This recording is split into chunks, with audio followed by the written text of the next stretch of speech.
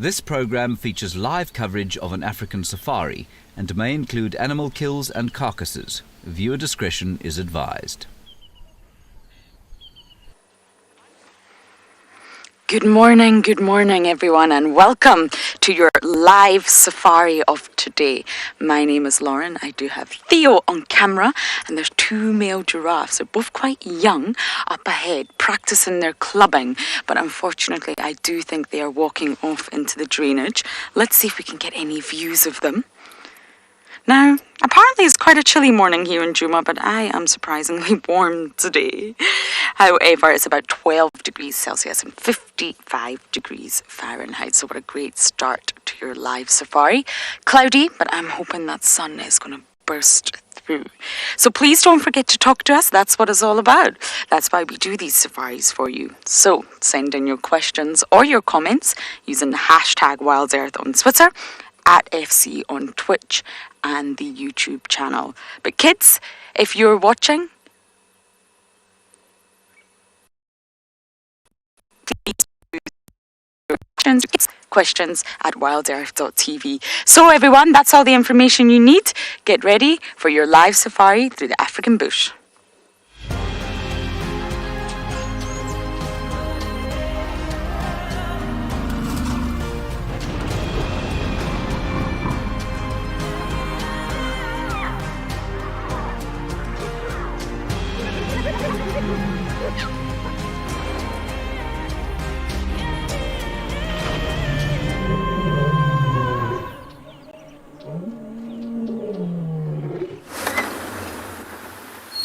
Good morning and welcome to this end of the Sunrise Safari. My name is James Hendry. And on camera today, it's an enormous pleasure to be back on board with Craig the Batman with his incredibly fast thumb. Now, we are on our way towards the northwestern corner of Djuma, where apparently there are some lions headed. Whether or not we'll find them, well, that's anyone's guess. We've seen some hyenas already this morning and some elephants. No, we haven't seen elephants. We saw some elephants last night and now their tracks are everywhere here. Please talk to us. You can do that using the hashtag WildEarth on Twitter. You can talk to us on the chat stream on Twitch or on YouTube. And if you are a youngster, you can also send us your questions to the email address kidsquestions@wildearth.tv. I don't think there are any other ways of sending us questions. There might be, but I do not know what they are. Thank you very much for your kind welcomes back. It's nice to be back in the bush. I have spent, 3 or 4 weeks in Johannesburg, and I swore when I left Johannesburg many years back that I would never spend another winter there. Well, I'm afraid I have been unable to fulfill that promise to myself, and so it is that I have chilblains on all of my digits because Johannesburg is ill-equipped to winter, nor are my lungs equipped to cope with the pollution of the high-felt winter. Anyway, it's lovely to be back here in the bush,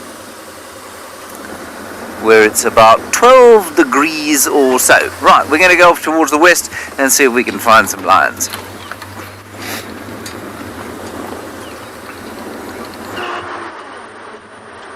Isn't it great to have James back? Oh yes, we've got two hyenas here. Good morning. I haven't quite identified them yet because I saw them from off in the distance, but they're smelling.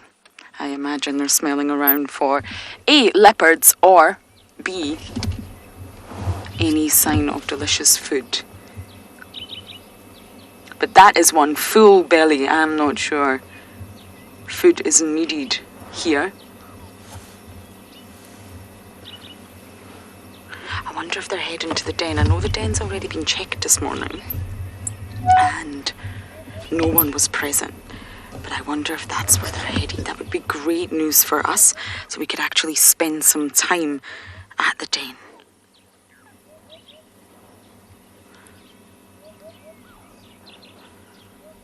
I think that first full-bellied hyena was possibly in Tima. And the second one I've not got a good look at yet. Hey, but what's your vehicles on Djuma? Sorry about that. They're heading in the direction of the den, everyone, which is great news. That first belly's a lot full, well, much fuller than the second one. And of course, they've gone to the back of the car. We're just on the edge of quarantine, so I think I'm going to follow them. We need a good active den sighting. We've not had that in a while. I've not seen Ribbon at the den in a while, actually. And of course, I want to check up on all the cubbies. Just make sure that everybody is alive and well.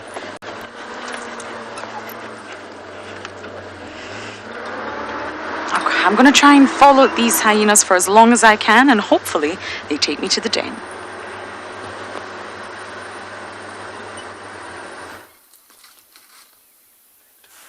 Here we have got an elephant. For those of you who are unaware of what an elephant looks like, I was one of those people actually.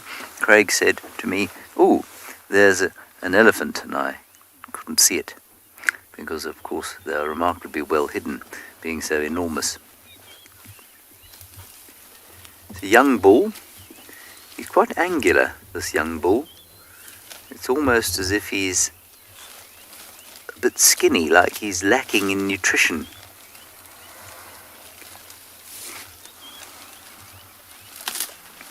Much of a covering on him. Anyway, it's very nice to be in the presence of an elephant. There are two young bulls here.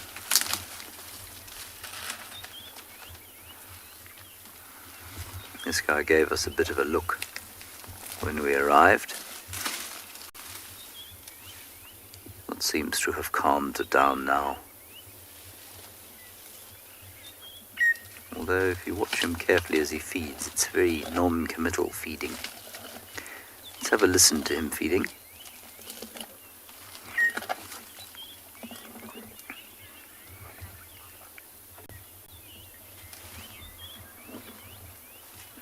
Hello, Aunt Christine. Your question, do elephants have spots? Now, Aunt Christine, I'm not sure if you are joking or if you are in severe need of an optometrist, or if perhaps you have been at the mushrooms. But elephants do not have spots, and if you can see spots, I would suggest that somewhere between your eye, your optic nerve, and the visual cortex of your brain, there is a small problem. If, however, you were joking, no, elephants do not have spots. They have got a lot of melanin in their skin, which gives them that very pleasant grey colour, but no spots. And interestingly, quite apart from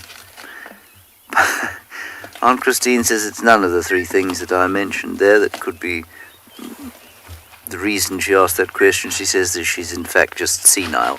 Well, Aunt Christine, I guess awareness of the problem is a good step to perhaps fixing it. But talking about spots, what you'll find with human beings, of course, especially Caucasian human beings or pale-skinned human beings in sunny areas, is that they do develop spots over time, exposed to the sun. You get those sunspots on the back of your hands or on your face. You get freckles from the sun, and that's because of this lack of melanin, whereas an elephant has got melanin in its skin, and its skin therefore does not react to the sun in the same way that pale faces do here in Africa specifically, or in the tropics, if you like. Just looking at the back of my hand now and seeing 2 or 3 little sunspots.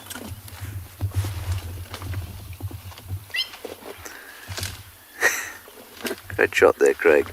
Nice one.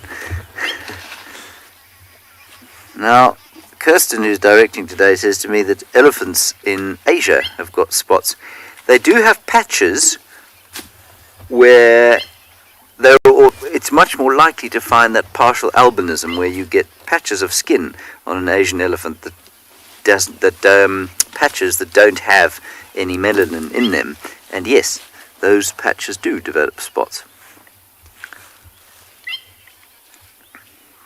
Thank you for that, my dear.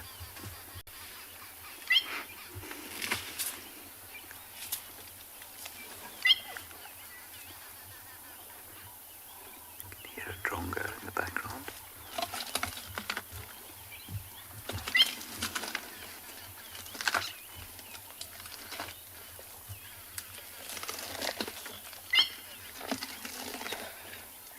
Lovely sound of feeding.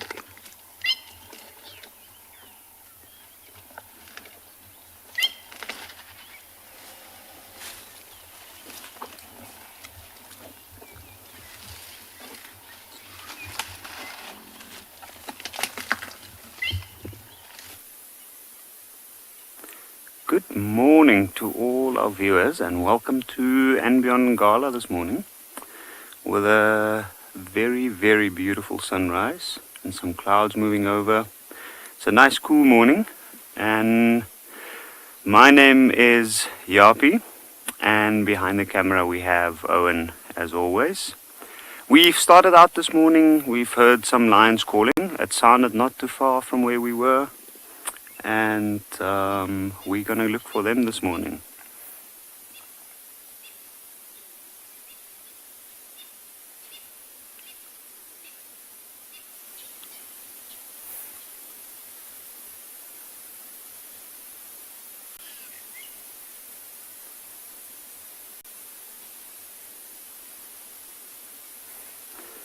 So with this beautiful sunrise, we're standing in a clearing at the moment where would be the best spot to listen to any sound that will travel.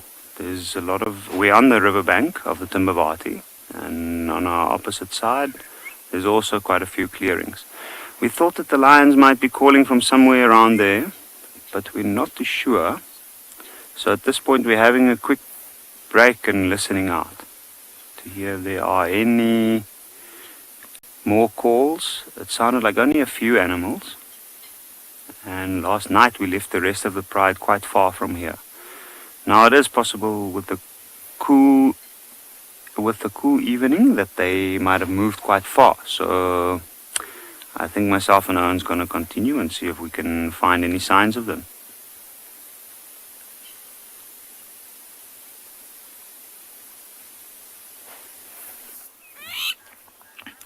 Well, we are having a good morning here with this crowned lapwing in Impala Plains, enjoying an excellent morning.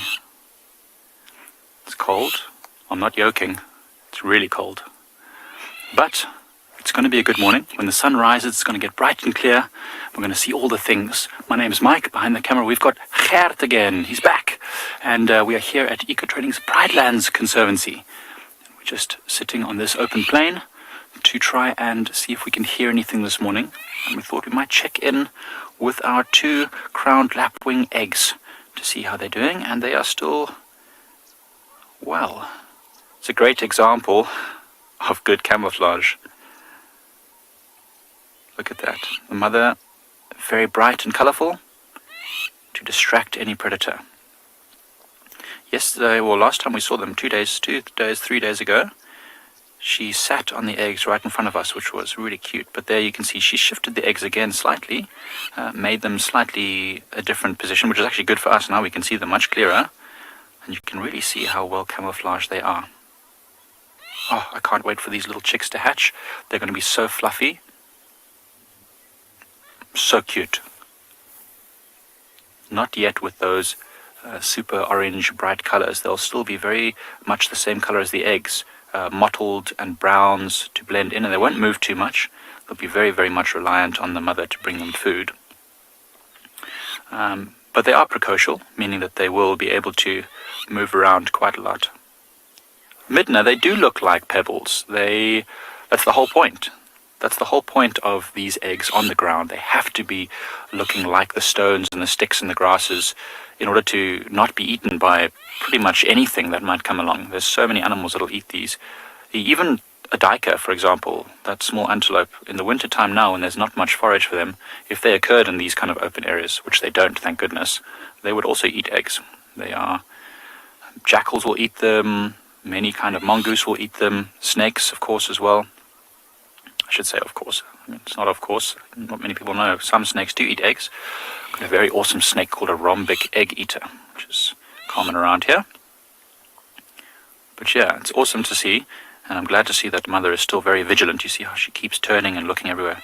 As I said before, I don't actually know if this is the female. We just know that the female is generally much more protective of the nest, and she controls who sits and when. She will call the male and say, okay, it's your turn, and then he'll sit while she feeds, and then once she's finished feeding, she'll come back and relieve the male. Exactly. I agree with you completely. And as I said, precocial is just a fancy term for chicks that are able to move around. Not that they will move too much, but they are able to move around and look after themselves to a certain extent. Beautiful. Excellent.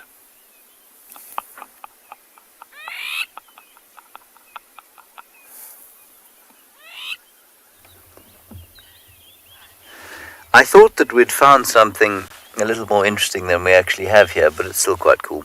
I thought that the elephants, in pulling up this rootstock, had perhaps disturbed a Mopani bee or stingless bee's nest, and that's what was flying around the base there. You could just see a lot of insects flying around there.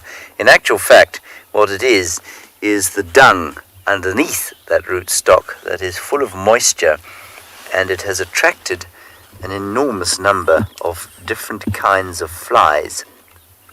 Now, I might be tempted to get out and have a look, but those elephants are still pretty close by, and so I'm not going to get out just yet. But there are lots of different kinds of flies, and they're flying around the dung, sitting on the rootstock, and also sitting on the dung, I suspect, largely for the moisture that it's offering. Obviously there's some nutrition there as well, but it's also because there is water, which is very short on the ground. Yes, GM, it is artistic, isn't it? The elephants have made a beautiful artwork here of Combretum woodstock atop dung pile. I imagine that you'd probably find a art collector, brainless person with too much money, who would probably buy that and put it in their living room. There is a hyena. Hello, hyena. I don't know which hyena this is from our clan. It's the third one we've seen today. It's heading in the general direction of the den, so I wonder if Lauren won't have some luck down there a little bit later.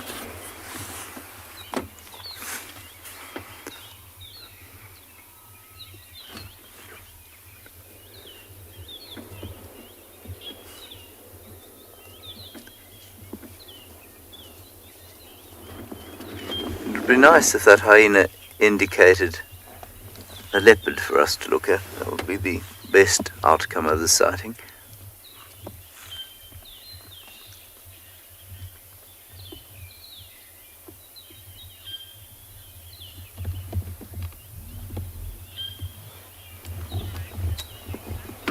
Thank you, Chris Rogue. You say that's Luca the hyena. That is from our Djuma clan. Thank you very much for that. I'm not going to follow off-road after him. He doesn't seem to be in a great rush.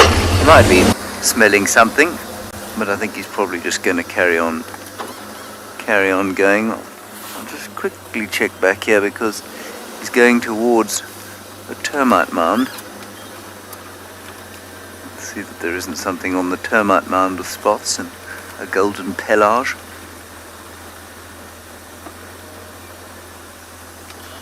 And there he's walked straight past it. It's just in there. You can see the mound that I was thinking of.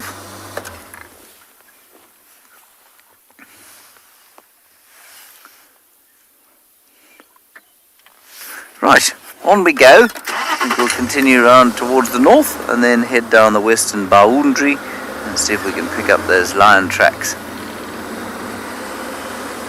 Our elephants have gone off down into the bush there. I'll just show you an elephant's buttocks before we carry on. How's that? Usable? I don't want to go crashing in there after them. I feel that would be unfair.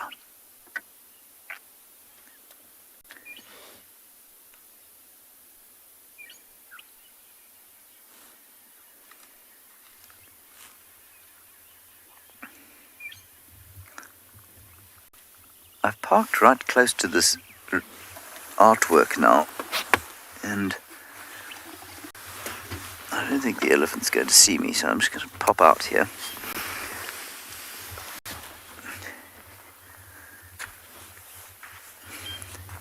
Craig, if they come barreling down this way, you will let me know, will you? Thanks. Yeah, they're all flies. They're not Mapani bees. They're a very strange kind of...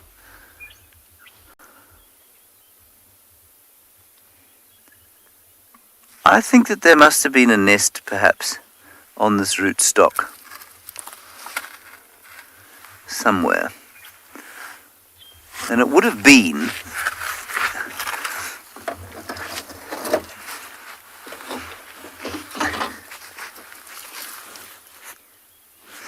It would have been in here somewhere, and might still be, in a cavity in the middle of this rootstock. Cool. Alright, well, I've now destroyed that gorgeous artwork. We'll move on from here.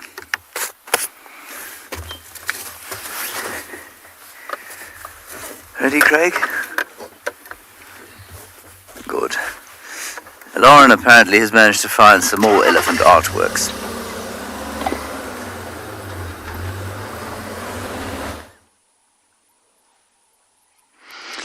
Just looking at the mess the elephants have made to this poor knobthorn, and if you can see here, Theo, it's damp here. What they've done is they've completely stripped the cambium layer. So they've taken off the outer bark of this tree, which is dead anyway.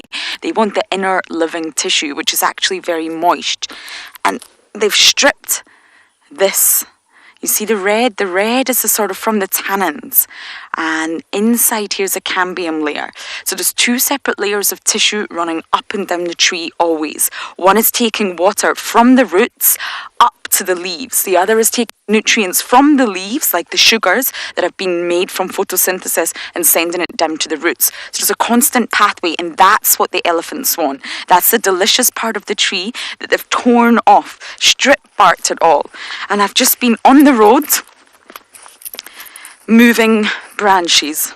Sorry, my Game Drive radio is going off. All of this. Now, it does look very destructive, and essentially it is, but it is good for the ecosystem. If an ecosystem wasn't disrupted, and there wasn't damage, and there wasn't ecosystem engineers, then, well, lots of organisms would struggle to get access to the nutrients that come from these trees. So that's very important that elephants do that, but they have knocked over our Djuma research camp sign, which is a huge cement block, and it used to stand like this. Now it's like this. They've pulled out all of the... This one's been completely uprooted. Look at that. Can you believe it? There's also nutrients in the roots. Any patrol vehicles on Torchwood? Sorry, the Game Drive's very busy this morning. Alan, I don't believe any trees are poisonous to elephants. So they'll have their preferred trees for sure. But I don't believe that there's any ones that are poisonous as such that I know of. And the fallen trees essentially provide browse for ground level smaller herbivores. So you can see this used to stand at quite a height, but now it's on the ground. So the browse from those trees will be available. I mean, in winter it's slightly different, but it also creates a micro habitat for, well, breeding, shelter, for ground creatures such as rodents, reptiles, small mammals, especially when the grass grows again in summer. And nutrients from these trees will therefore be recycled back into the soil. And this is a sort of circle of life out here. Nutrients must get back into the soil to be recycled. And fruit, any trees that contain fruit, which is not here, I'm afraid, the ground level mammals won't have access to that. It will only really be birds and those that can climb. So although it does look like a mess, it is a mess. I've been moving trees all morning. It is actually essential for the ecosystem. So elephants are ecosystem engineers. You also get the likes of the giant mole rat in Ethiopia. the main prey species of the Ethiopian wolf. They're also ecosystem engineers, but in a completely different way. So they dig, they tunnel, they make a network of burrows across the entire landscape, and they end up creating mounds. And what they do is they're moving parts of soil to another area, and this is helping in the nutrient recycling. It's moving nutrients from one area to the other. It's also very messy looking, but they're stirring up the soil. They're moving vegetation from one place to another, and that's actually really important for the Bali Mountains ecosystem in Ethiopia. So there's lots of different sort of species that can be ecosystem engineers, and here the elephants are definitely classified as that. Oh my goodness, it's just mess everywhere. Okay, well maybe if I bumble on forward we'll actually find the culprits behind all of this mess.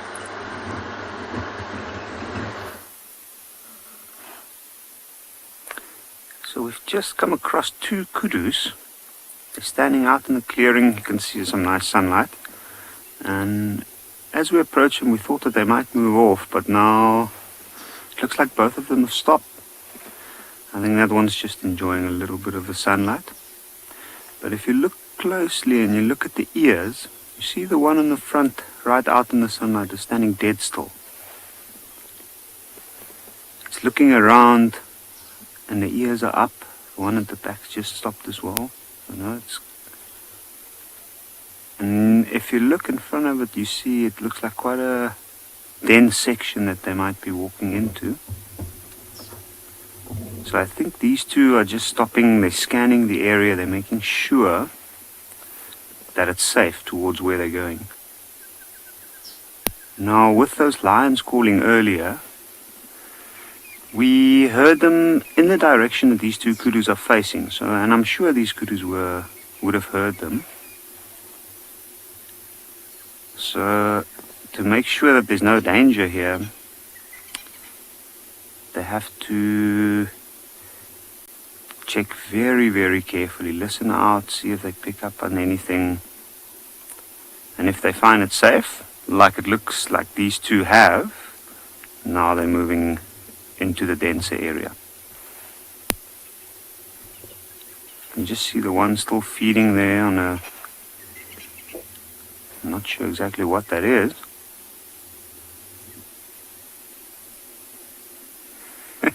Christy, that might be it. Yeah, kudus are quite smart that way. They often let the other ones move in first and then let them take all the heat, and then the one hangs back, and if there's any danger, that one will be able to run back towards the riverbed in this case, I'd say. But have a look at that kudu sticking her face deep into that bush. Saw she was folding back her ears. And just a quick little nibble.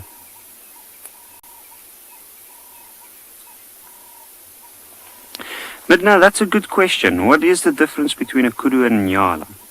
First of all, I'd say the size.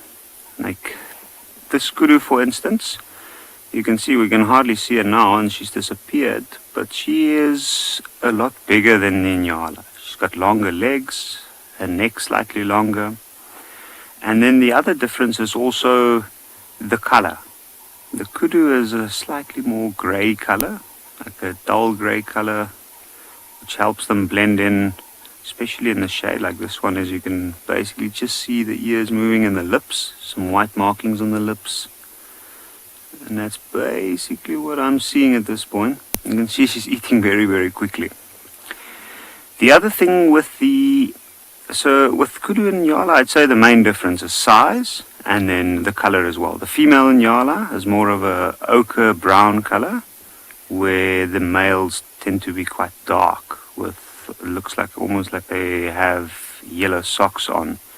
The lower part of the legs are almost the color of the grass with the sunlight on it that we see at the moment. The male kudu, the only difference between that and the female is the size of the neck, and then the male's got horns, of course, which makes it quite a stark difference. But in terms of color, it's pretty much the same as the female. You can see this kudu looks a little bit disorientated now. I think she's realized that her friends moved off. And looks like she's heading into the same direction. Right, I think we'll leave these two kudu, and then we are going to continue to see if we can find any signs of those lions. It's not the culprit behind the mess out here, but it's still a very large mammal. We have a male giraffe, a very, very dark giraffe, which means a dominant male. The colour of the patches relates directly to dominance, status in male giraffes. And one thing I've noticed the past few days, we're seeing a lot of giraffes, and some of their skin is not looking good. Craig and I saw one yesterday, but it wasn't very obliging for the camera. It had lots of patches on its skin. It almost looked like mange. I can't see what this patch is, I'm afraid, but the papilloma virus, sometimes called PV, is very closely related to herpes, and it's actually quite prevalent in giraffes. Now, the virus is transmitted differently across different species, but giraffes seem to be quite heavily affected by it. And it starts with a wart on the skin of giraffe, and this wart can actually be very, very irritating. And the giraffe, you tend to see them rubbing it against trees. But they'll use trees and any sort of vegetation around where they can rub this itchy wart. This then causes the wart to rupture, and a ruptured wart can get very, very easily infected. So the sort of lesion that will be produced from this becomes quite progressive in giraffes, apparently, and it is based on the individual's immune system. So if you've got a giraffe in its prime who's very, very healthy, possibly in summer where there's lots of food around, it will recover better, but it's said to be quite progressive. And this wart that has since been ruptured and infected can actually turn into a very specific type of cancer called sarcoid, and it hardens. And it's really prevalent in giraffes. And there's one theory that says the sort of transmission of PV from giraffe to giraffe is possibly from the constant grooming of the oxpeckers. It spreads it from giraffe to giraffe. Now, it's said to sort of do this via its beak. So the oxpecker passes the virus on via its beak. So it's not a disease, but it really does impact giraffes. I'm not referring to all species, but for giraffes it can be quite severe. Fuzzy, you're saying the virus happens in cattle too? Yes, I can believe it does. It's quite prevalent in the animal kingdom, even in humans. We're all aware of herpes, but giraffes just seem to be quite severely impacted by it. And I've seen some giraffes up in the Masai Mara with wart upon wart upon wart, hardened, broken open, and it can be, well, really limiting for that giraffe if it spreads quite severely, and it can impact the immune system. So I wonder if that's what I'm seeing. Maybe not necessarily on this individual and this boy, but I'm seeing it quite a lot when they've got hardened skin all across their body.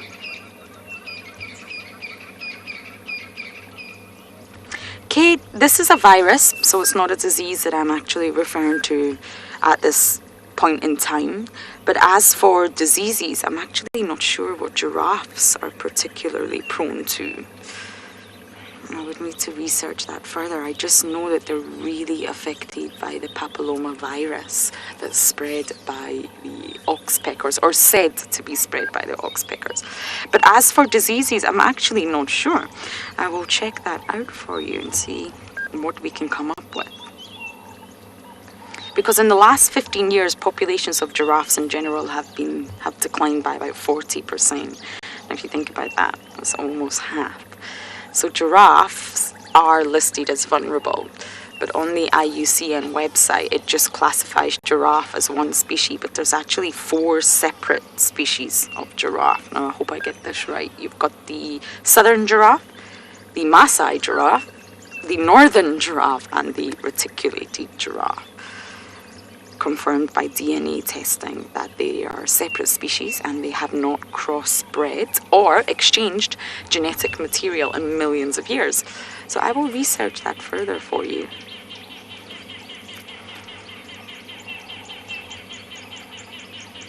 I believe there's a giraffe skin disease, and that can also cause sort of I hate this word, but crusty lesions on the legs of giraffes. Maasai giraffes in particular is quite prominent. I think that was what I also used to see up in the Masai Mara. So there's one answer to your question, giraffe skin disease. And it's really visible. You can see it when giraffes are passing. This boy looks relatively healthy. Older boys will be scarred. They will have patches of hair loss. That's normal. But it's when you see these large sort of accumulation of hardened lesions that's slightly worrying, and it can affect them. When they get infected themselves, it will completely impact that immune system.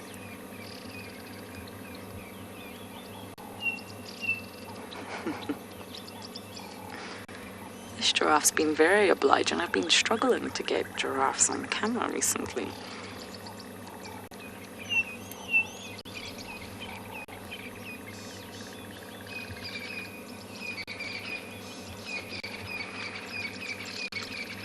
Some of you are discussing the species of giraffes, I think. Was that correct, Kirsten? I believe the recent paper classifies the giraffe species as 4. And I think I can find this paper for you. Maybe in a little bit later I can. I know there's subspecies. Remember, subspecies are different from species. But I believe the recent paper that I will try my best to find for you confirmed the actual species genetically at 4. But I will confirm that.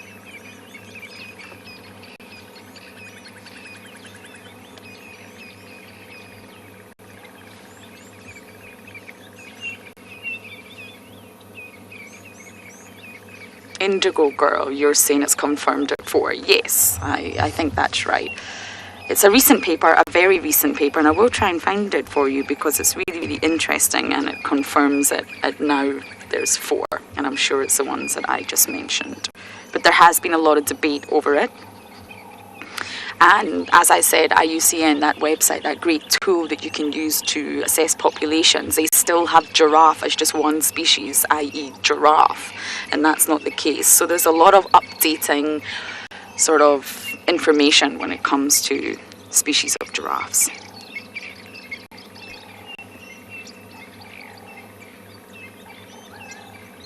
And I think there's somewhere between 7 and 9 subspecies. Now, subspecies are when you see the Latin names with 3 parts to it. So when you look at an animal's Latin name, it actually tells you quite a lot of information. And for example, the giraffe is Giraffe camelopardalis. And what this means is camel-like leopard. Yes. So it has a meaning, but it also tells you a lot. If there's 2 Latin names, that means it's a species. If there's 3, it's a subspecies.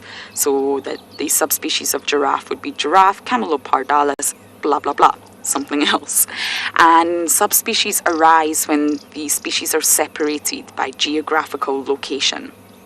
So it's very, very similar genetically, but due to sort of being geographically isolated permanently, then a subspecies arrives. And they call this the Latin trinomial. So when you have giraffe camelopardus and then that extra little Latin word, that's the Latin trinomial. And when you see that, you know immediately that it's a subspecies.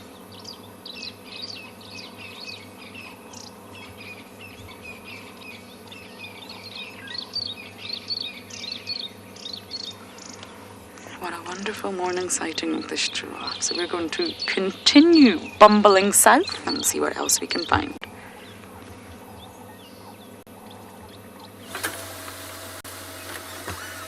We're just trying to get a bird upon camera, and you see it there at the top of the tree there, Craig? Yes, there it is. It is a very small one. Ooh! You know what that is? That's very special. Ha! want to have a guess? No, woodpecker. No, there's a woodpecker there, but anybody want to guess what the other little chap was? He's still there, he's at the bottom. Just moving back up towards the top. This is a beautiful tree full of birds. There's a drongo there, there's a woodpecker, and then there's our friend at the top. Anybody wish to hazard a guess? That's really very cool.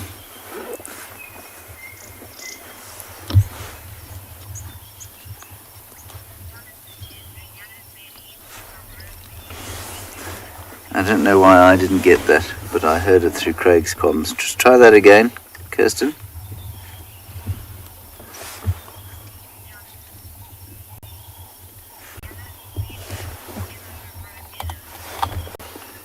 Yeah, I can hear it through Craig's earpiece. It is indeed a yellow-bellied eremomola.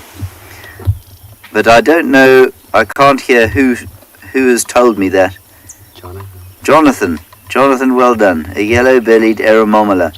Now, many of you, of course, keep yourselves a bird list. And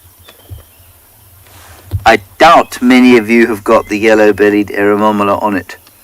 It's a relatively common resident, but we very seldom see it.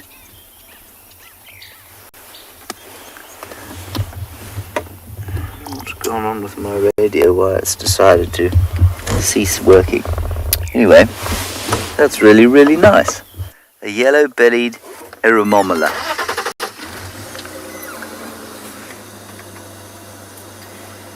The Game Drive's radio is working in my ear, so I don't know why it is that my dearly beloved has... Oh, there we go. I've got her back now. And there's another bird in here, Craig. It's just landed right on the ground. Lisa, it is. It's a mouthful of a name for a bird, especially such a small bird. An eremomola. There it goes. Now this is the other bird that I thought it was initially. That is the long-billed crombeck. And now it's flown off. There are a lot of birds around here. I suspect there'll be a southern black tit somewhere leading the bird party. There's a drongo sitting on that branch there.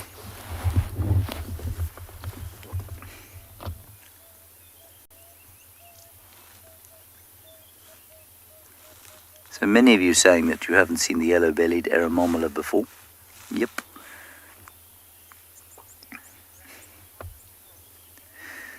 Well, I think I'll just sit here and see if there are any other interesting species around.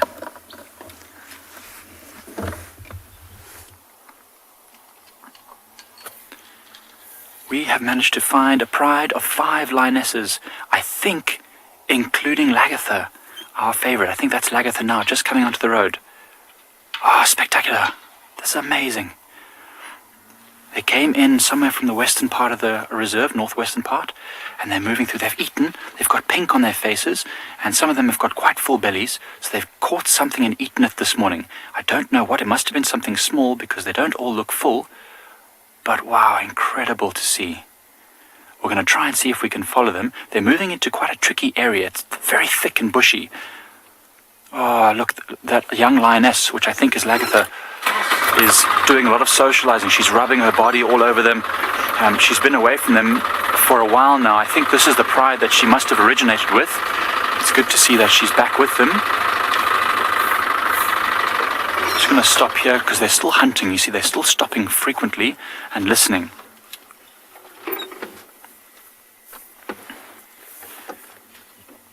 Look how they move through the grass, sleek, powerful.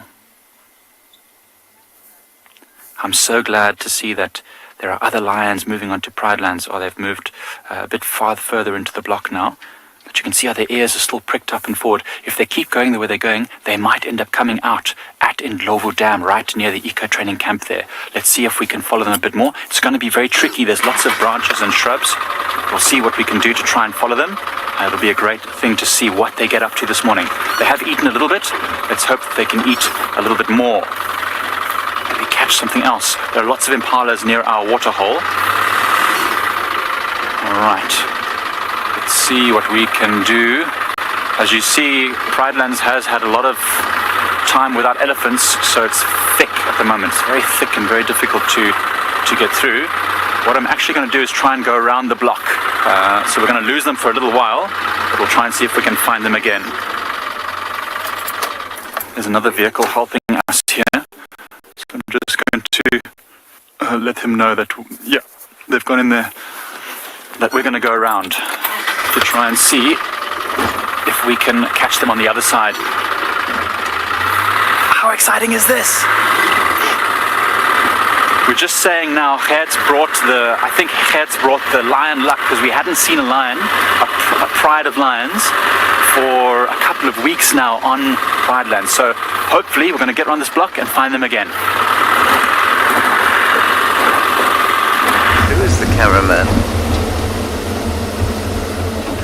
We have left our little bird party, having seen a black-backed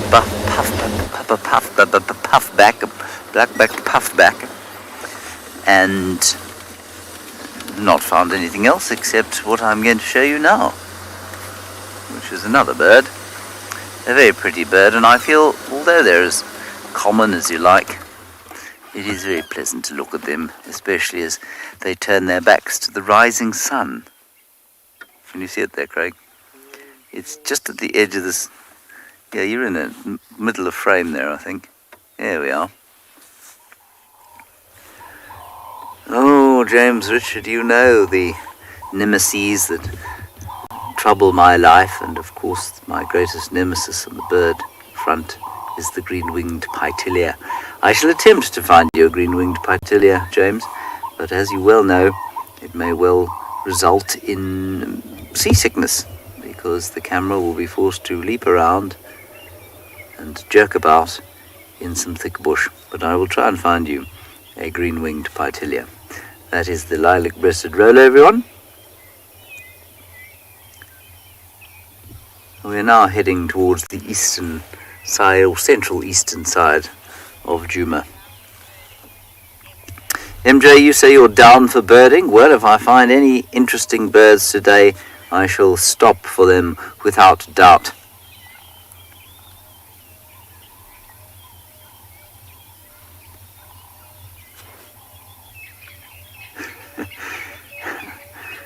What I'm going to tell you now is that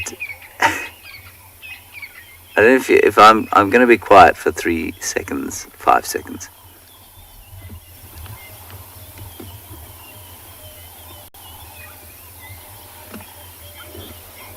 You may just be able to hear the sounds like a flock of birds calling.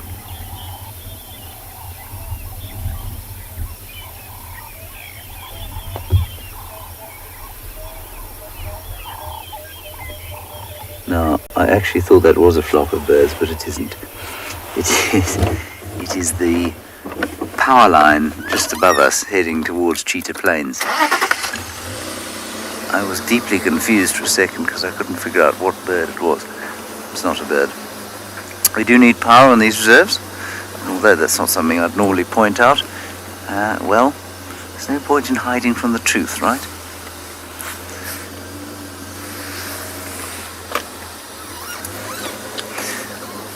Continue along the southern boundary here. See if anything pops up.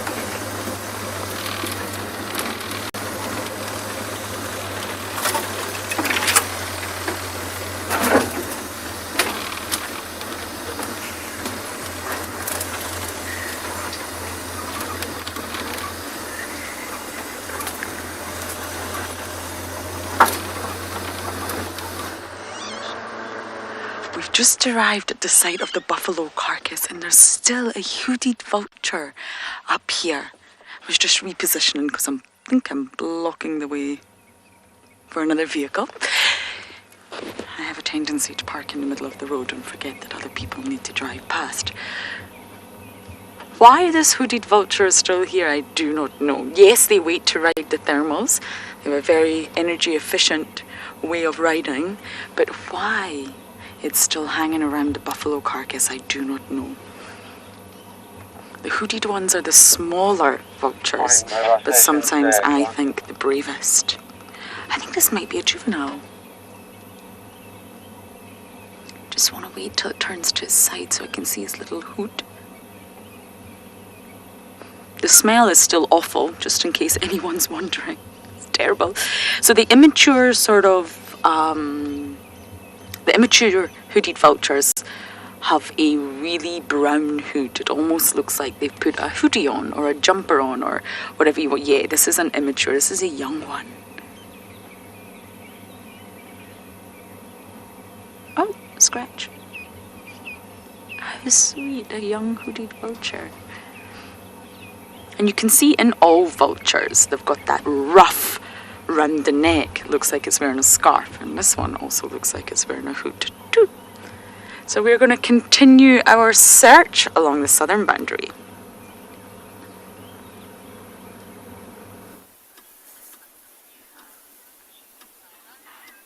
So these lionesses are now looking towards Ndlovu Dam and our camp. I think there's still a little bit of activity around the camp. You see those lioness looking forward?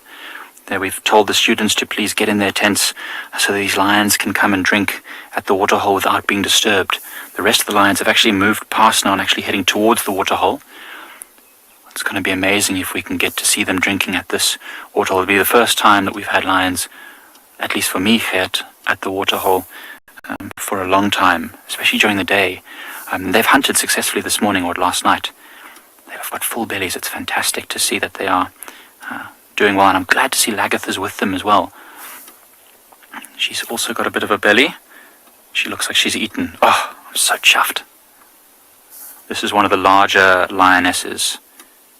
She's very, very vigilant. You see how she's looking around. The others are actually heading to the waterhole now. They'll go and drink, and they'll have a good wash probably after drinking. They'll lie down somewhere nearby and clean their faces. You can see the dark on this lioness's face is a bit of leftover dried blood. Oh, look at that. Just coming right in front of our vehicle. Pride Lands is living up to its name once again. Awful shoulders. There's Lagatha, I think, at the back there. There you go. See that young lioness at the back there? Very pale in colour. I'm pretty sure that's Lagatha. There are two younger lionesses in this group. There's another lioness crossing at the back. All with full bellies. Look at the power. This lioness walking on the road, you can really see her shoulder blades slicing, lit up so nicely by that sunlight as it rises, and her powerful back legs. She is a fierce, fierce huntress. Right, I'm going to try and reposition us as they come down to the water, and hopefully we can have a look at them as they drink. This is absolutely amazing. Right, so whilst we make a move, let's hope everyone in the camp stays quiet.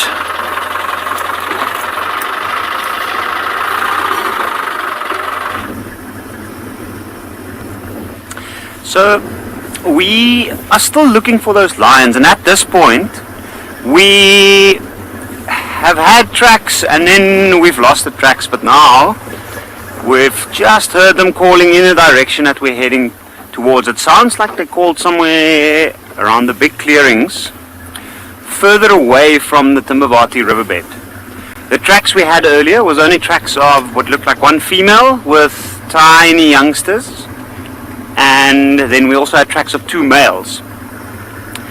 So the trackers have just told me that they heard baboons calling, and we're going to head there to see if we might get lucky with any further signs there.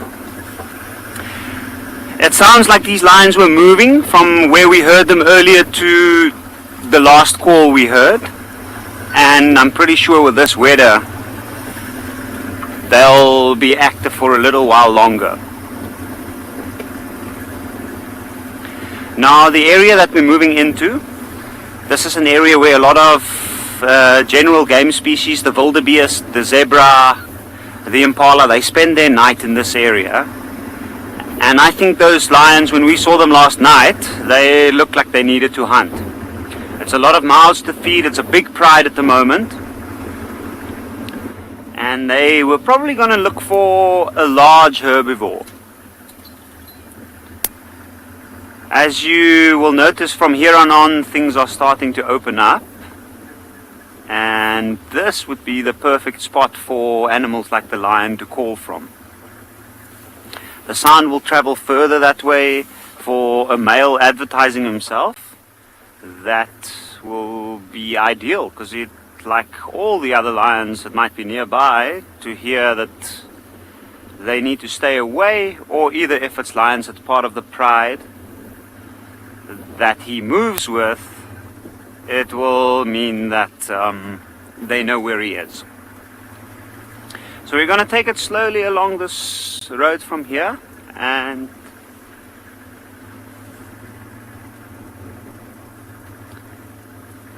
FJ, which months are at winter in South Africa? We are pretty much coming towards the end of our winter now. And in the bushveld, that means our dry season, basically. We don't have any rain during this season. Our rains usually start around October, and it might last up until April. And with the peaks being around December, January, and February. But this is winter here. At the moment, the rest of South Africa further down southwest is covered in snow. And over here, it's still nice and warm. But so winter, normally I'd say from about May up until the end of August. And then from there, spring, and then summertime would be anything from October onwards up until March.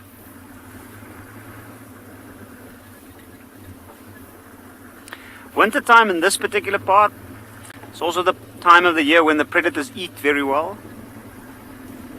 They're in good condition, and hopefully if we get to find those lions this morning, you might get to see that. And summertime, often they struggle a little bit more.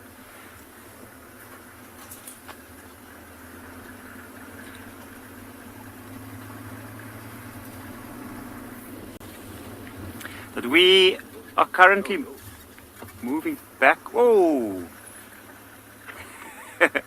A nice big male giraffe.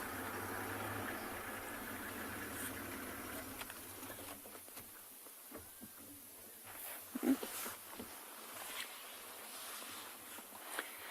I can just see some birds on this giraffe. Ooh, and one has gone down right to the back end of this giraffe.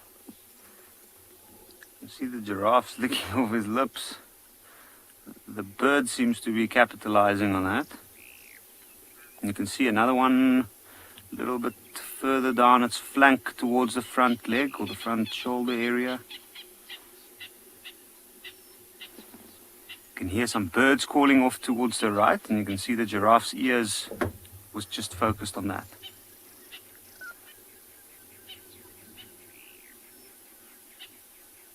He's standing dead still at the moment and staring around. It looks like he's just checking out the area. I think this giraffe might be looking for some of the others that might be in this area. But I think we'll leave him for now as he moves closer towards the riverbed.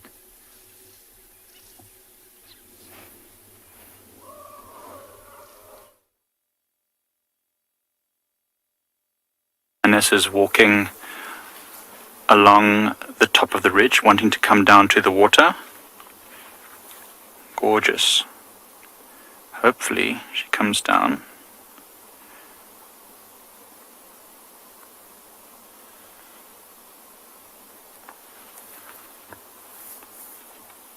There's two lions there now. See how they're looking down towards the water. So there are still people in our camp. You know, students have arrived at the camp. So and they are a little nervous. But one of them was drinking a moment ago. So they will come down. They often drink after hunting. Now they've moved all the way from near Leopard Dam down towards here in Ndlovu Dam. And you can see one of them's got, well, they've both got food in their bellies. Not full, but enough to keep them going for a little while, or she's going to come down. There's Lagatha. I'm pretty sure that's Lagatha. She looks a bit smaller. From this distance it's difficult to tell, but she definitely looks smaller than the other lions.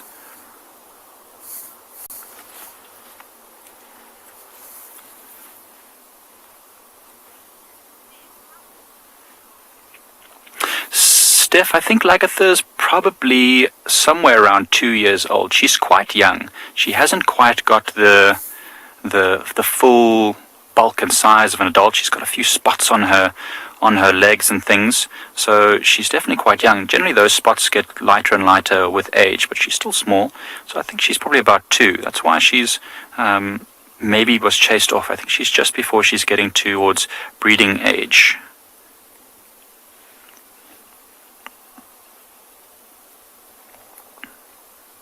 I think that's maybe why she was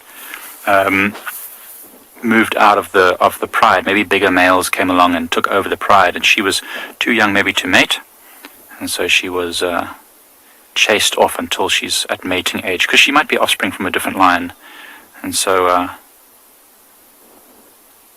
just pushed off by the male. See how they're drinking just behind a little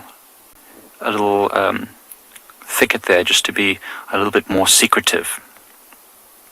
It's a little pile of roots there keeping the earth together, and she's found a little hollow to drink from. See, the ears are constantly scanning back and forth.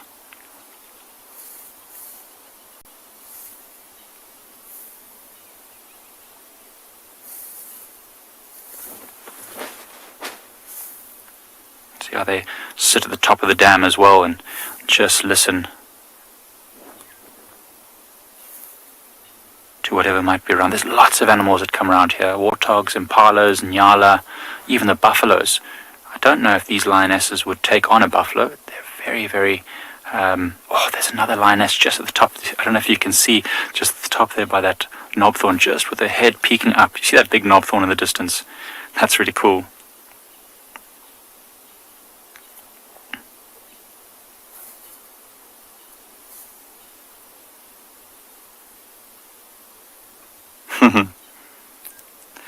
Just looking, so I'm just trying to see. This one also could be Lagatha. It's so difficult to tell from this distance. We're on the other side of the dam, but if she's got remember, a very pale coloration, and then these 2 markings on the back of her neck, from it looks like maybe bite marks or a scratch or something, puncture wound.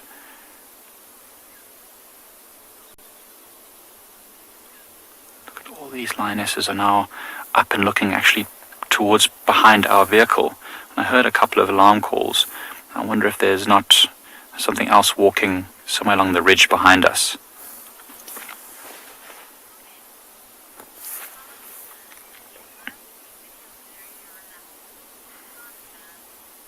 Hosanna fan? The lions make you feel relaxed. It's good to have predators like this around the camps. It makes me feel more alive. It makes me feel like, you know, the area around the camp is full of the things that they want. Lots of animals that are relaxed and calm. So that's a good thing. It means that, you know, life is happening around us. I like it. Hosanna fan. It makes me feel like the bush is alive.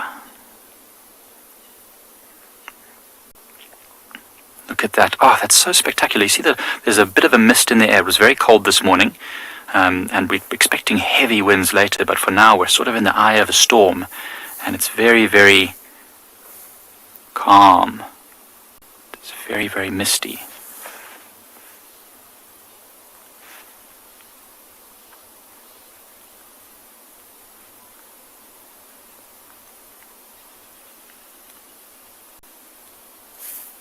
Oh, and they're starting to move off now, back where they came, maybe just to see that other lioness who's a bit nervous to come over, which might well be Lagatha. I'm not sure yet which one's Lagatha at this distance. There's 2 young lionesses.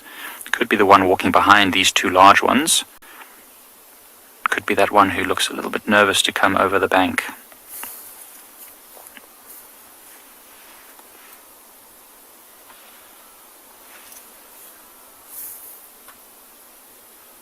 Oh man, this is so awesome. So the older lionesses have more experience and they look much more relaxed and calm. See those 2 there rubbing themselves.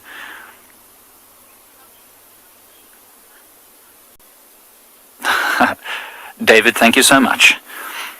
I really appreciate it. This morning has worked out well for Gert and I. It's just, sometimes you think the bush kind of rewards you for many days of sort of hard work out there. You're looking for the animals, and just every now and again it just works out perfectly for you. I mean, that backlight with these lions sunning themselves, looking relaxed at this dam. Oh, there's one lioness going down, probably to rest in the shade as it gets warmer away from our eyes. There's one of the young lionesses which has got blood on its face, and there's what I think is Lagatha on the left of the screen. So happy to see that she's managed to find the pride. It's been a while. I mean, we've seen her tracks up and down Pride lands by herself. There she goes. Bye-bye. And we were getting a bit worried because yesterday when Seb and I saw her, she looked kind of slender, like she hadn't eaten in a few days. But now it looks like she's eaten, and she's hopefully going to stick around with this pride, and the pride is hopefully going to stick around. But there they disappear. Beautiful.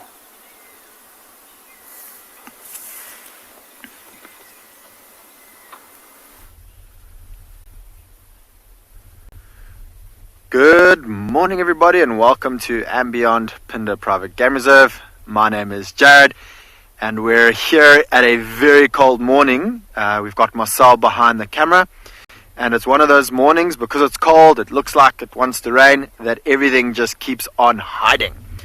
And we've managed to come into an open area that is filled with quite a few different species. So I think I'm going to stick around here for a bit. So we've got a smallish herd of wildebeest, which you can see right now. It looks like a breeding herd. There's a couple of smaller calves within the center. And then as we go off to the left, we've got 3 or 4 zebra. Very common to see wildebeest and zebra together. And then as we pan a little bit more over to the left, we've got a group of impala, 1 male and quite a big harem of females. And all those females are nice and tightly grouped up together, which is very typical on a day like today, because it's very windy, with it being grey clouds in the air. It kind of dampens their eyesight a bit, and so everyone's a little bit edgy and nervous today. And so you'll find with impala, who are pretty much on the menu for everyone, they're going to be the most nervous, and that's why you see most of the females nicely tight together. And there is a couple more to the right, and they are slowly moving to the right. You've got one of the males in the front.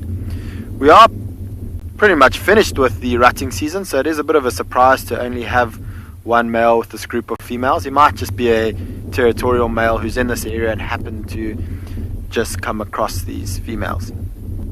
There's also a good area for birds, and I'm surprised even with the wind at the moment that we've got some birds in this open area. There's some African stone chats. If we pan a little bit more to the right, Marcel, between the wildebeest and the impala, we've got a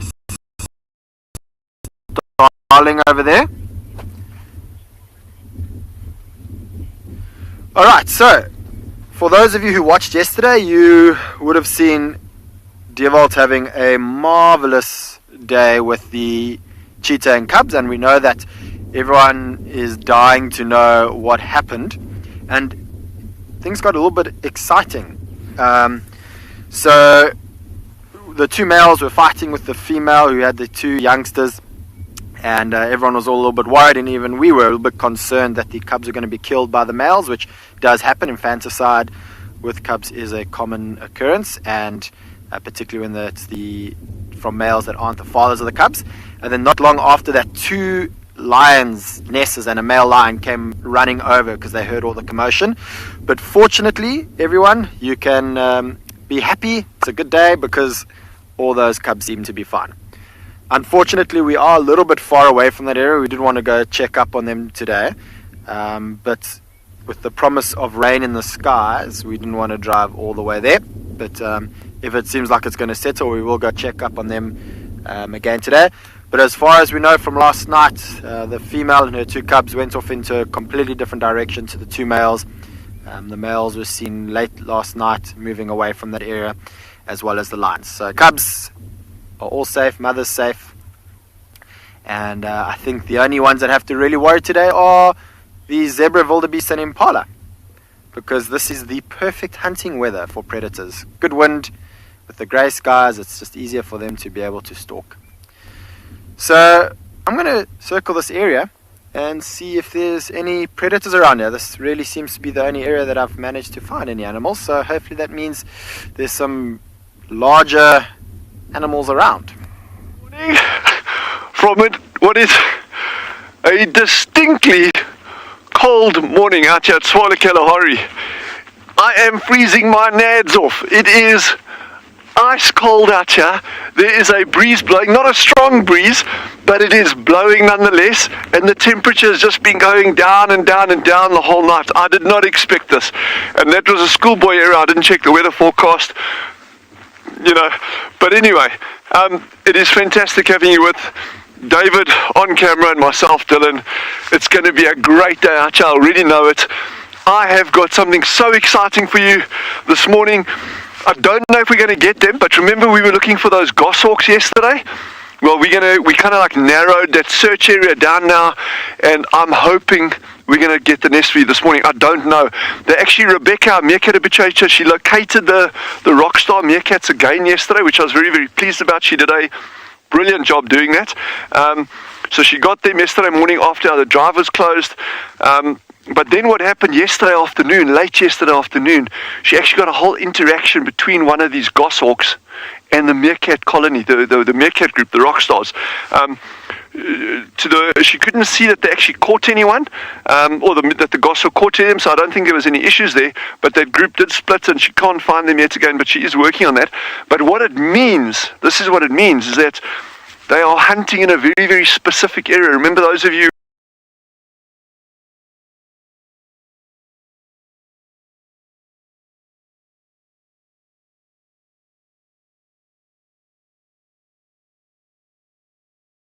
process of building the nest, but be that as it may, there is a nest to be found, and I think we need to go look for it, and it's going to be super cool, because if we can find that nest, then David and we can start doing these little like nest stakeouts, and then you're going to see some cool action, because you'll get one of the birds on the nest and the other one will start bringing food items back to the nest, and that could be anything.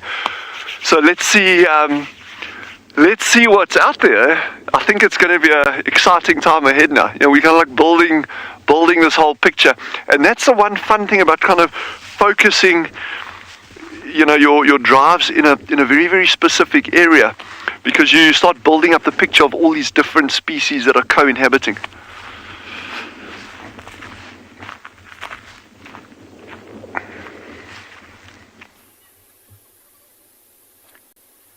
So, as Dylan was saying, creatures in certain areas.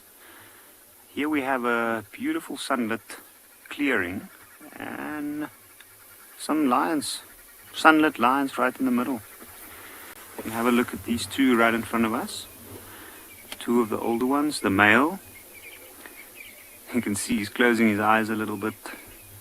He is interested in something off to the right, but he's also, and that lioness has just got up and moved.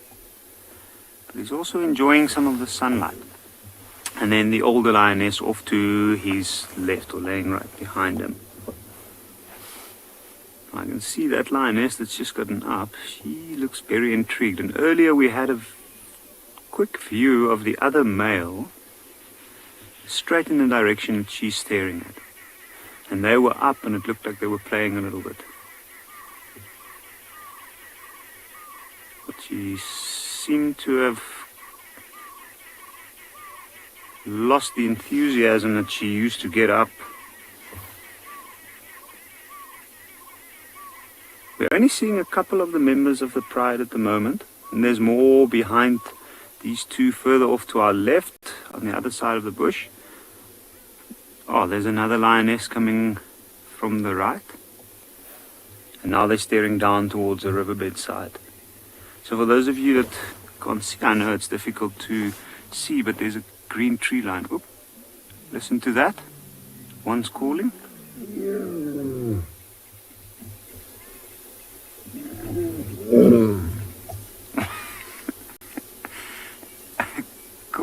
Don't stop. I like this male lion. What I like most about him is the fact that he sometimes just starts something off quite quickly and then just leaves it. I think I'm going to move around a little bit to see what's happening there.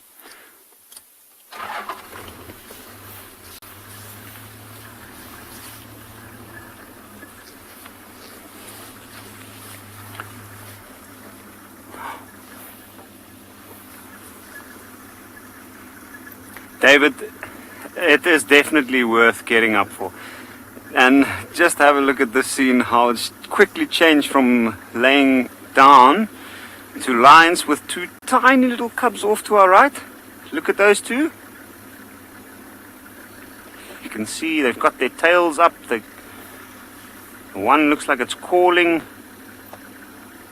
I think a situation like this might be a little bit stressful for them sometimes. We also haven't really seen them. Whoa! And there's a huge herd of elephants coming from the other side. I am going to reposition a little bit so that we might get a view of these lions with the elephants coming from the back. You can see these lions have just stopped. They can hear the other one calling from further off to the right. There's a lot of communicating going on here. I think with the elephants it's just moved into the picture.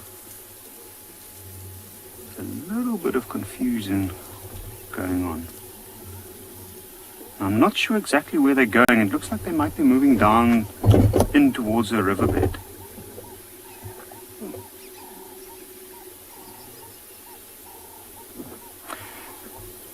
Sandra, that is a good question. Now, I know that there has been some research done on that, on whether cubs from the same litter can have different fathers, and specifically on domestic cats. I know it has been proven.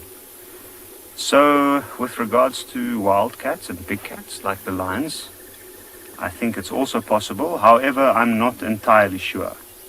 And now we're gonna have to make sure about that and find out and come back to you. Talking about coming back, I know yesterday one of our viewers asked a question about wild dogs' ears. Now, with wild dogs, in regards to their ears, she asked why they are round in shape. And I had a little look yesterday, and from what I could see, they say because of increased surface area. It means that it helps with their body heat regulation as well as their hearing. Oh, you can see this male has just rubbed up his face up against this. Looks like a russet bush willow that he rubbed his face up. Indication that he's marking. His whole pride is here, so he needs to establish his dominance. You can see the rest, they have moved down in towards the riverbed. I can see the elephants still coming, and they're getting a lot closer at the moment. There is a large herd moving over.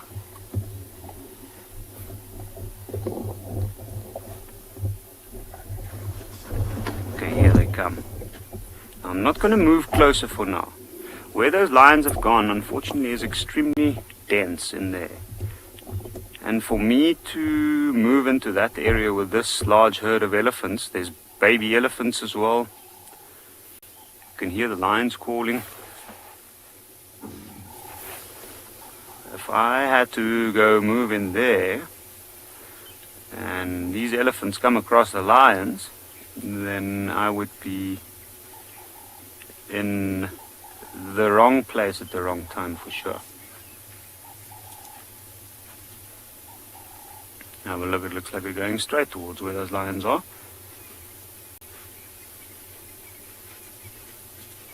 Yo, quite a large herd. Let's have a look. I'm sure that female up ahead might pick up on the scent of them. See, her trunk's just gone down.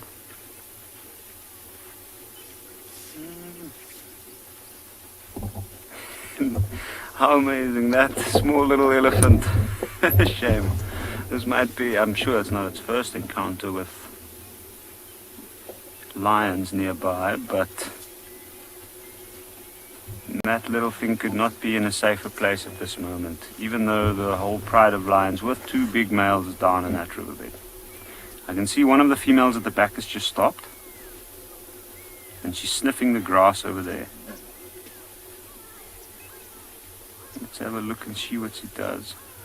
I think she might have just picked up on the scent of the lions. I don't think she's looking for something to eat.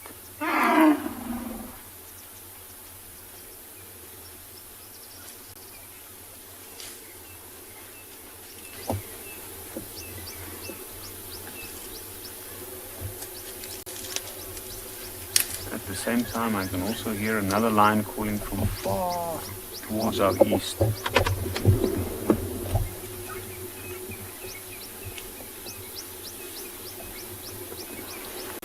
I don't think those ones that I heard calling from the east are part of the pride that we are looking at. That might be a different one. But these elephants, what's amazing is they are literally just passing through. I'm sure they picked up on the smell of the lions, but now some of them have stopped. Looks like they've started to feed straight up ahead from us where it's a little bit denser. I can see there's one moving off to the left with a younger one. No, that one's also turned. I think this might be a brief stop just to feed a little bit in the shade. Karen, 23 elephants. That's a decent sized herd, I think. There might be more than 23. I didn't count them myself at the moment. Like, the situation is, there's quite a lot happening, and I didn't focus on the numbers itself. But I'm sure there's at least 23 elephants. And the herds we see in this part, they vary in size. They can be anything from only a few elephants to more than 30. Oh, there's a very upset young little one coming from over on the left. And he came right from that dry riverbed.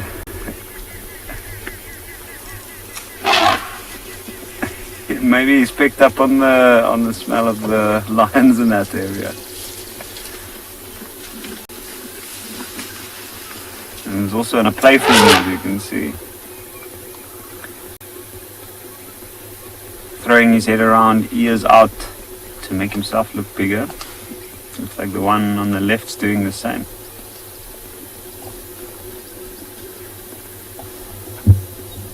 Now, if I'm not mistaken, both of those little ones at the back are young males. And as most young schoolboys do, they usually hang around at the back and they move in their own little groups. At the age that they are, they become a little bit more adventurous and a lot more playful. You can see the rest of the herds just moving off slowly and steadily towards the riverbed side. Well, these two are playing around at the back, but they're still trying to keep up. How amazing is that? I see the other male lioness just walk past us as well. He's also heading down towards the riverbed, which I think we're also going to head to see if we can try and relocate them.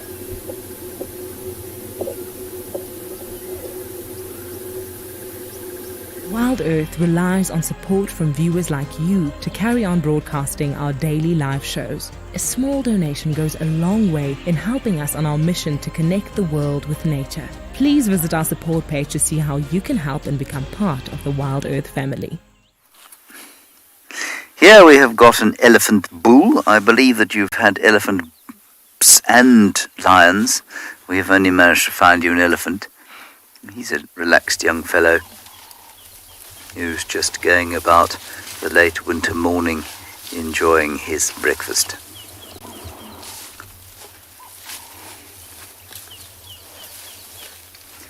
We're into that very lovely time of the year where the expectation of spring is in the air.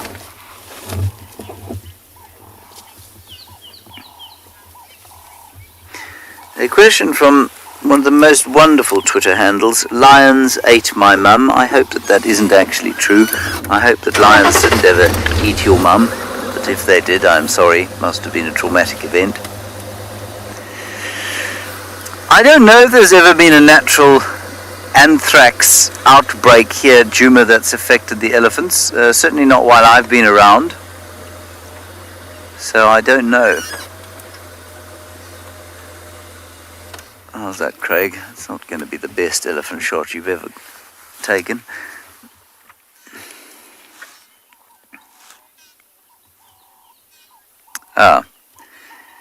Now, I think you're talking about or comparing it with the confusing state of affairs in Botswana where all those elephants have died.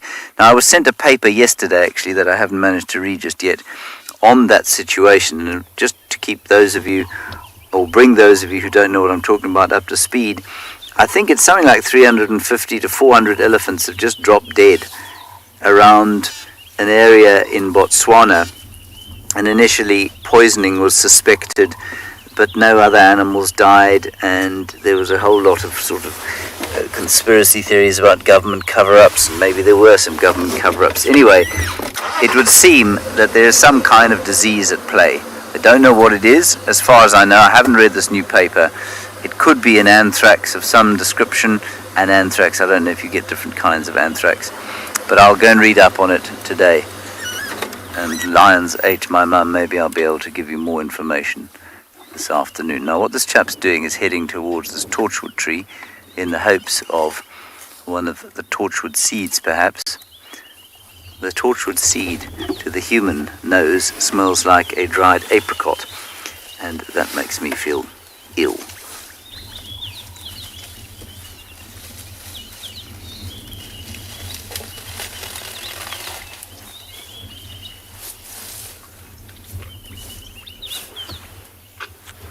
Yes, here we go. To give it a bit of a shake. In the hopes that a seed falls. Reike, elephants don't always destroy the trees. It's an interesting question that. They do break off branches and bite them, but you know, they don't destroy the trees any more than, say, an impala does. It's just on a different scale. And in this particular area, the trees have evolved to cope with being fed upon by elephants in the same way that the trees have evolved to being fed upon by other browsers in other parts of the world where there aren't elephants. And so, yes, they do to our human eyes. It does appear that they break the trees, and they do break off branches, but it's not destructive. It's not a wantonly destructive behavior. It is just simply a function of consumption. That's what they do. He's found some seeds. And it just happens to be on a much larger scale than you're used to seeing with other things.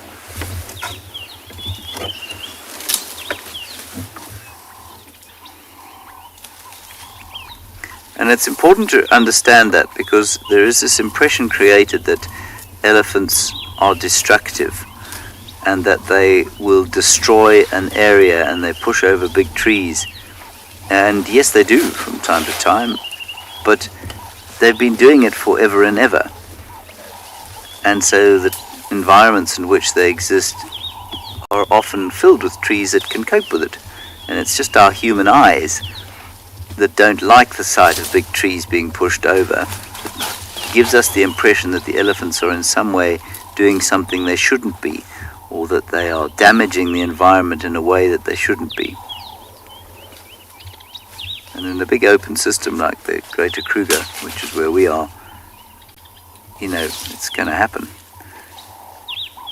And it has done for millennia. It's a different story on an enclosed reserve, for example. A place like Phinda, they're very careful about their elephants. They monitor and research how many they have and their effect on the vegetation all the time.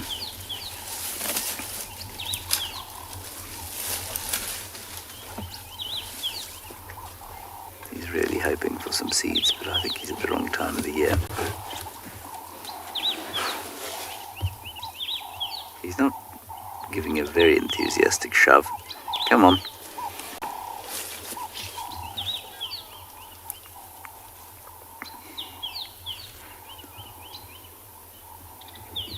First time I saw this behavior was in Botswana, with the big palm trees that they have there. And every night all I could hear was bah, bah, bah. The elephants hit the trees and the palm nuts came down. I'm just going to roll forward a bit.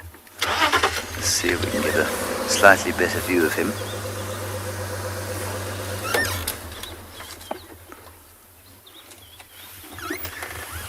We're now into what I like to refer to as stick season. So there are a lot of sticks in just about every shot.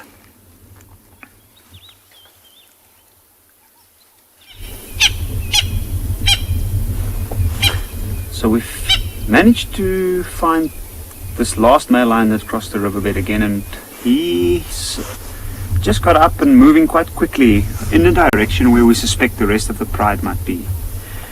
He was rolling around in a patch of sand in front of us. Now I'm not sure why exactly. It looks like he licked up some of the sand and ate some, and then he also rubbed himself in it and rolled in it. Might be that there might have been some scent. Maybe one of the other lions or something else. I think let's follow him. Let's see where he goes, and if we're lucky, he'll lead us to the rest of the pride.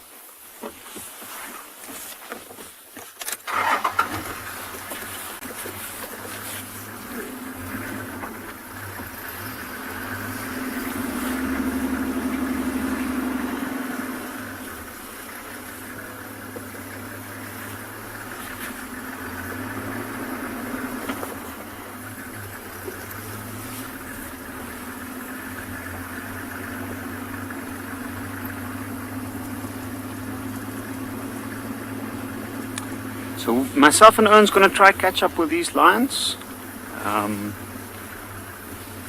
see where this lion's moving to. Our elephant is still trying to find himself some little apricot flavoured treats. Again, let me just sneak forward so that there are fewer sticks. There we are. Oh, it's almost a clear picture, Craig. There are only about 4 tons of sticks between us and him now.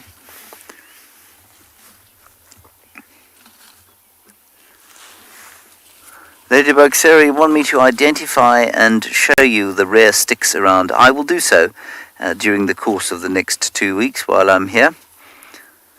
For the sticks are going to become more and more in evidence as the leaves fall from the trees, and we go into what I refer to as the business end of the dry season. That is not the business end of the elephant that we're looking at, that's the other end.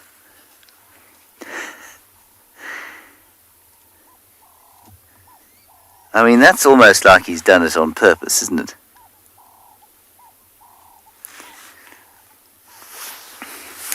We're heading up towards a dam at the northeastern section of Djuma. Biffle's Hook Waterhole, Biffle's Hook Dam. Buffalo Corner Dam.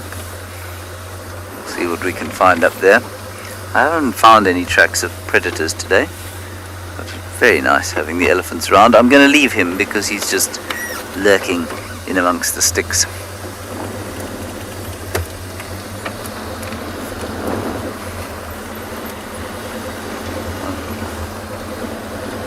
So we'll head up towards the water.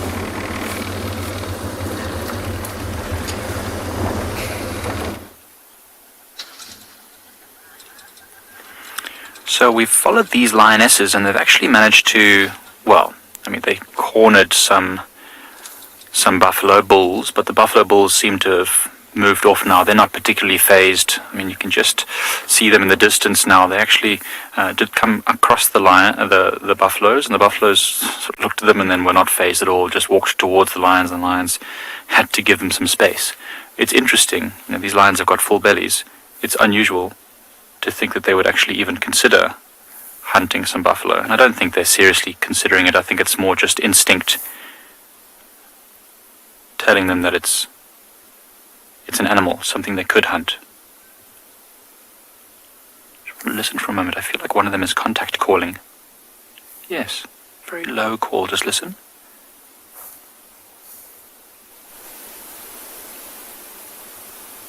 They've gone quiet now. See, this lioness is one of the older ones, and she's got scars on her face, on her neck. It's really showing the battle wounds. She's a warrior. And there's lions in the area. We heard lions last night roaring. One big lion, it sounded like a male roaring in the distance. Perhaps they're actually looking for that male lion. Or maybe that male lion heard the commotion of these ones hunting last night and catching something. It's moving into the area. Here she comes.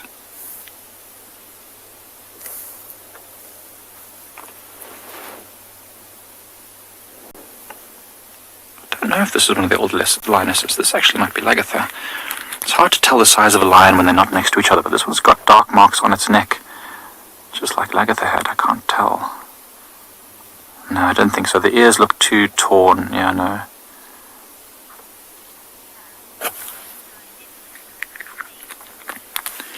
Leanne's asked why lionesses don't have manes, and Leanne, they don't have manes generally because they don't necessarily need to do as much fighting as males do. Look at that, how they're camouflaged amongst the grass. So the males have manes to protect their necks from fighting. That's one of the reasons, and also to appear larger, to intimidate rivals. But it does make them quite a lot bulkier. So lionesses don't need that mane. It keeps them nice and nimble and quick, and they can hide in the short grass. And, you know, they're much quicker, more agile animals. The mane is really to make the male lions look bigger and more impressive. So that's why. Oh, they're lying down now. We're going to try and get ourselves a little bit closer, just because they do seem to be resting. It is getting warmer now. You can really feel that, the buffalo's coming back. I don't know if you can just see that buffalo there on the right head. Look at the buffaloes starting to approach these lions as they lie in the sand. There's a bit of a standoff. Oh. Watch out. This buffalo can cause some serious damage. And you can see, even though there are 5 lionesses here, the buffalo does not seem to be too phased. It's not running, it's not panicking. If this buffalo starts to run, that's when the lions might take their chance and jump on its back. But as long as it stays calm like this, it can use those wickedly sharp horns to protect itself and its massive bulk as well. I mean, even the oxpeckers haven't flown off, which they normally would do if the buffalo was panicked and being hunted. But the buffalo is as calm as anything. It's an old, wise buffalo, and it knows that without a really concentrated effort, these lions don't really stand much of a chance. And it's got its friend in the back there. You can just see at the back, another large, powerful buffalo just walking through the undergrowth, watching its back. Oh, there goes another lioness. Oh, not willing to take any chances. This is so awesome to see. A butterfly, you think it's a massive buffalo? I also think it's a massive buffalo. The one behind it is even bigger. So yeah, with these two powerful creatures that weigh, about 5 times as much as these lions, I mean, it's really, there's no contest here. There's really no contest, especially with the lions with full bellies like these do. They're not willing to risk injury for a very tiny chance of success. This buffalo is being so blatant now, it's actually feeding. It's feeding in the middle of this lion pride.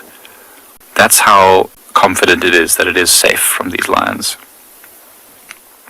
I've never seen that before. There's one lion you can just see at the base of that tree, very close, maybe just about 6 meters from that buffalo. And I don't know if it hasn't been seen, or if the buffalo just doesn't care. But you can see the lion has got its ears down and flat. She's trying to remain hidden from these buffaloes, whether it's to try and catch it or just not to be seen. I think it's more likely afraid to be seen. If you hear a sound of a vehicle moving, there is another vehicle in the sighting with us. This buffalo is actually feeding towards this lion. It's a game of chicken. It's a game of buffalo.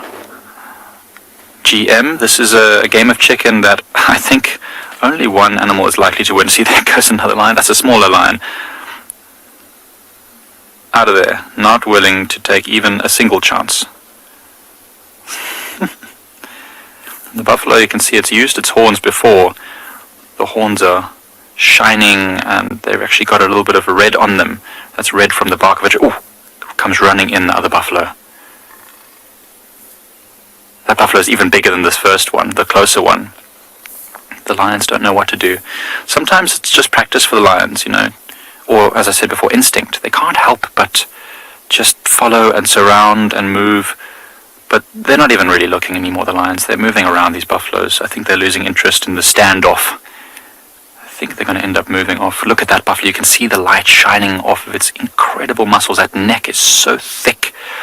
I've seen a video before of a lioness being thrown up into the air by a buffalo that wasn't quick enough, and the buffalo managed to catch it with its massive head and horns and threw this thing up into the air. I'm sure that lioness was not in a good way after that. So you can just see the lion behind the buffalo. This is amazing.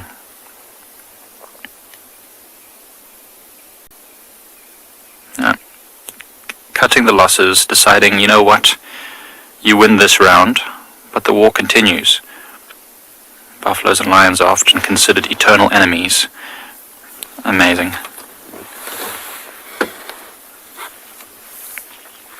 Ready Ruby, would the buffaloes ignore the lions? I don't think they would ignore them completely. I mean, certainly they're not giving them too much attention because they know they're fairly safe from this pride of lions. There's two young ones. Oh, smell them, Ready Ruby. You said, can they smell them? I thought you said, can you ignore? Can they smell them? Yes, definitely, 100%. They've got an incredible sense of smell. And, yeah, the lions, if they're on the wrong side of the wind, right now it feels like the wind is maybe blowing. It's difficult to say, it's kind of swirling a bit, but yeah, it's a swirling wind like that. Yeah, the buffaloes would definitely smell these lions. I can't tell, Ged, is there a lion? There is a lion, there's an ear of a lion right there. And they'll smell those lions and they would have immediately known that lions were in the area. And oftentimes big buffalo bulls like this will go straight towards the smell in order to investigate, and you know, often a good offense is the best defense.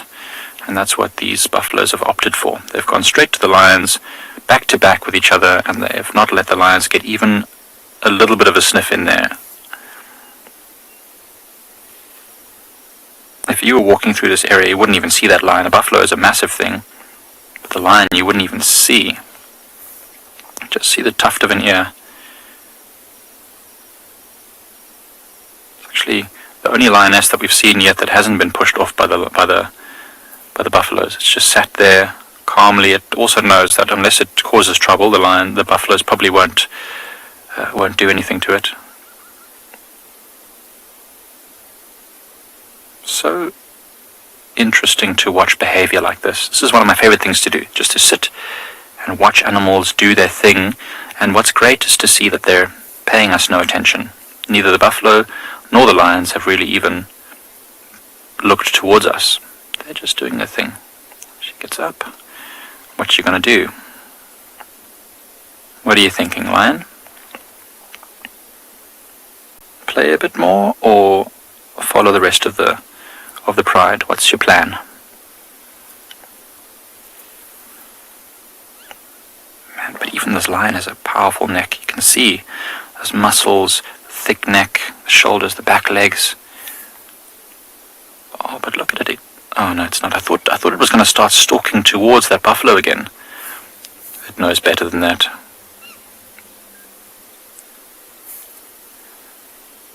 Look at her walking off into that golden grass. She's going to follow the rest of the pride now, and we're going to lose visual of them. They're moving away, but we're going to try and catch up with them to see what else they come up with. It's always amazing to see, you know, follow animals through the bush and then all of a sudden they encounter something. I mean, we've seen it on pride lands before where wild dogs were running and they chased leopard up into a tree, where lions moving through chased leopard up into a tree. So the same thing might happen just now. So let's keep following them and see what happens.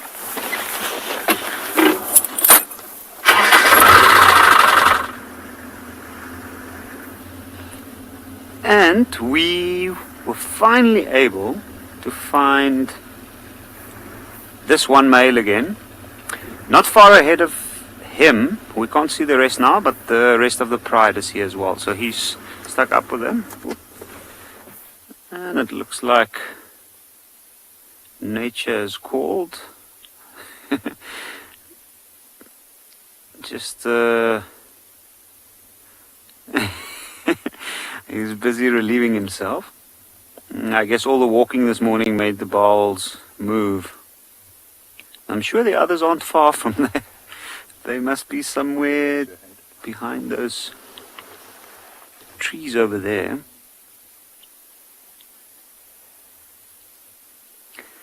Yes, we definitely got here just in time for this. And I'm sure he's going to join up with the rest. So I think let's follow him. Let's see where he goes and see if we can see the rest of them. There's a nice clearing up here, and our view might be great.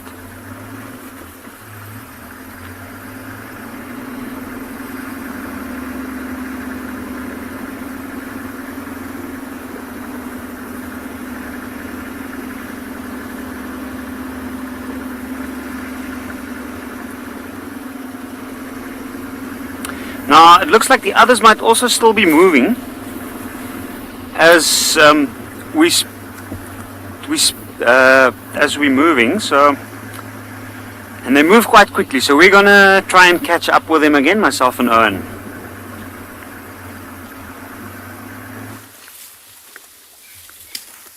We've got a nice big herd of elephants here with some bebes and some cows, and one of them I recognize. She's got very long thin tusks, but now naturally she disappeared. But that little one there is taking deep offense at our presence. He's very funny. There we are. Sorry, old boy. Don't mean to give you trouble.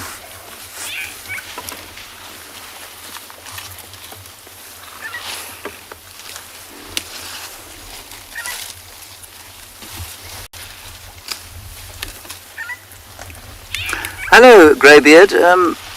As everyone knows, elephants are afraid of mice. And so, you know, were a woodland dormouse or a gerbil or some other form of rodent to come trotting past here, all these elephants would freak out and run for miles. That's obviously a joke. I don't think they're as afraid of mice. They are afraid of just about all predators. Now I say afraid, they're very defensive around all predators. So a herd like this, if they were around lions, which you've seen at Ngala, they would become deeply distressed. They'd gather together, put the babies in the middle. If they saw a leopard walk through here, they'd trumpet and make a noise. Even wild dogs, they'll gather the youngsters together. But it does strike me as slightly ridiculous, because other than for very large prides of lions and very large clans of hyenas, it is highly unlikely that anything would threaten a herd of elephants like this. There's the cow with the big tusks there, Craig. And if you can see her, she's now deep in the sticks. Let me just sneak slightly forward. I'm hoping we'll be able to roll. That's it. There we go.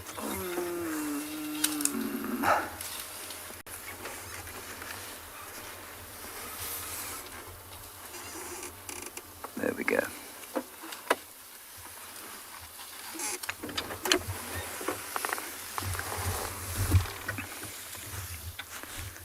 That's being very kind to us, this herd.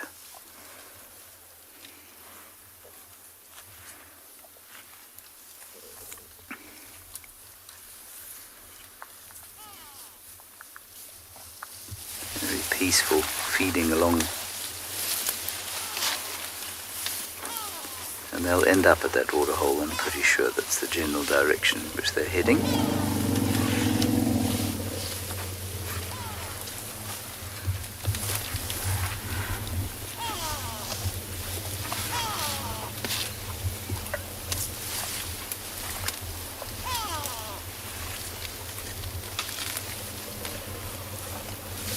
I don't know if you can hear them rumbling at each other.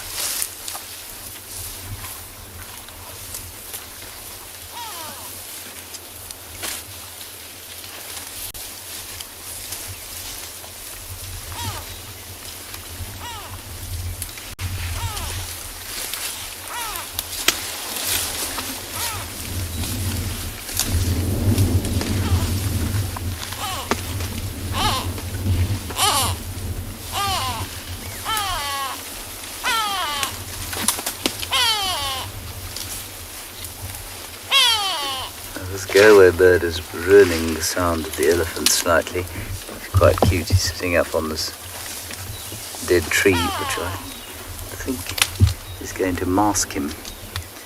You see him, Craig? Or has he got himself perfectly perched? Yes, rather. And gone. Let's just go a little bit further down the road here. Another view of all of these lovely tiny baby elephants.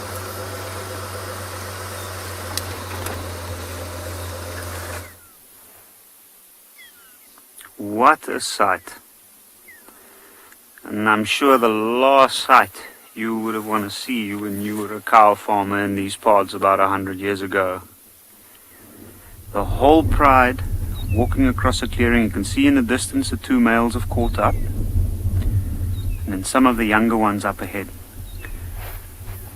You can see one lioness has just stopped. She's looking towards a riverbed. You can see some of the other younger ones at the backs also stopped, having a look in that direction. They're being really active this morning, and I think it's because of the cool breeze blowing. And there's the young white female.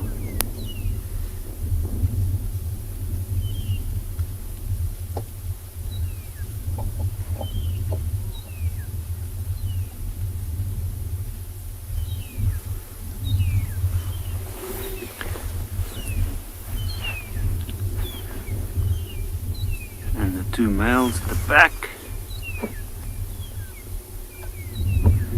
Now, as we can see, they're moving spread out in bits and pieces across this large clearing.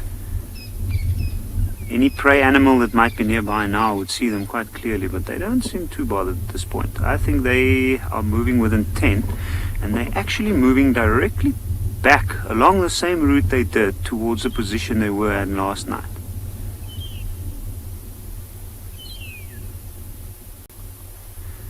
And you can see they're moving on the roads. Now a lion likes to take the shortest route, and these ones like us, they know exactly where these roads are going. It looks like I think they might be heading straight back towards the Timavati.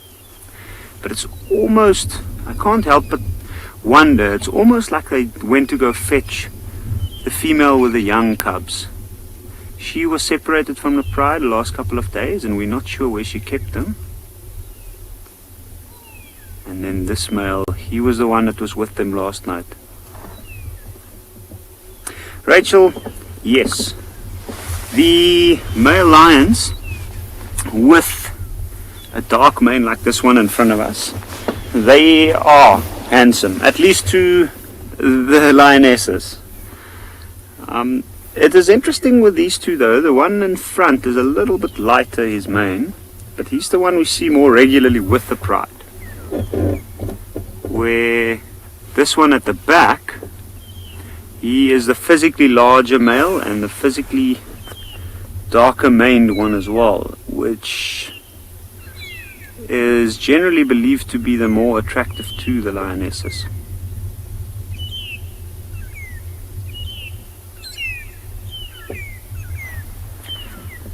And now they're all disappearing down the road straight towards the Timavati riverbed. I think myself and Owen will follow them and see if they get towards the riverbed eventually.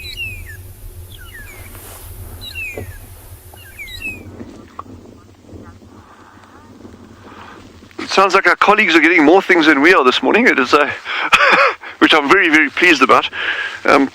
So why I really want to try and find these goshawks, and why we're going to put some focus and energy into them early in the mornings, is that it's probably your best time to get them if they've got a nest, because early in the mornings they're going to actually be very, very close to the nest. So even if they don't have eggs or chicks at the time, they'll be roosting either on the nest or very, very, very close to the nest, and they'll only start moving as it gets warmer a little bit later in the day.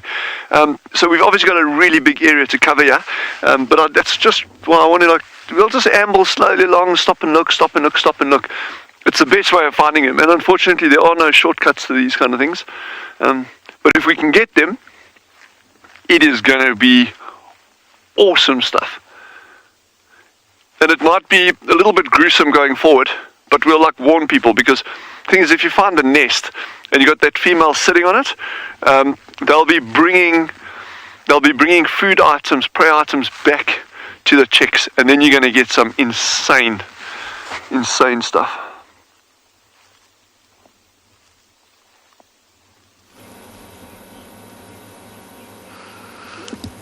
Our dwarfies are wakening up. Slowly but surely. The alpha male comes out first, remember, and we've got 2. Oh, that was a yawn. We've got 2. Oh, no, 3. So that must mean that all is clear. The alpha male has signaled to the rest of the gang that all is good. Now, I mentioned the giraffe paper. It was from 2016, actually, earlier than I realized. But if anyone's interested, it's called Multi-Locus Analysis, Reveal 4 Giraffe Species instead of 1. It's found on Current Biology and is by Finesse et al. 2016. If anyone wants a good read, it's quite heavy, it's quite scientific, but it's definitely 4 species, 100%. And they confirm 9 subspecies. Because there's been between 7 to 9 assumed subspecies. But now they're classifying it in 9. So, back to the mongoose.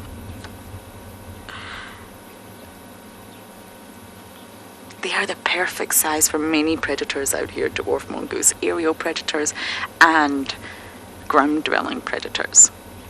So they really have to be careful.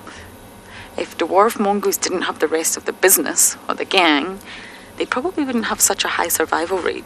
They would be on their own. They would have no one to alert them, no one to look out. And they would be snapped up quickly by all sorts of predators.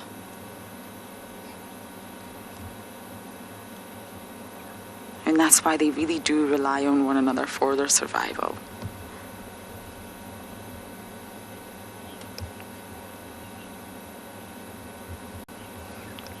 Megan, I want to see it. Send it to me. You got a great shot of the mongoose yawning. Sweet. I've actually got a few shots of mongoose yawning next to the giant plated lizard that I'm so determined to show you all. I've managed to habituate that lizard. I've been working on it. And I've just not managed to get it live. And I got a good shot of that little mongoose yawning. And it's quite unique because they've got really pale pink. There we go. I hope you got that one too, Megan. We can start a collage. The yawning of the dwarf mongoose. It's very sweet. And you know, they say yawning's contagious. So I hope I don't start yawning in your ear soon. Theo, are you yawning? No, he's not yawning.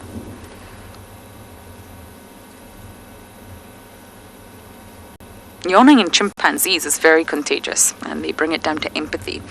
They say that it shows chimpanzees are showing themselves empathy.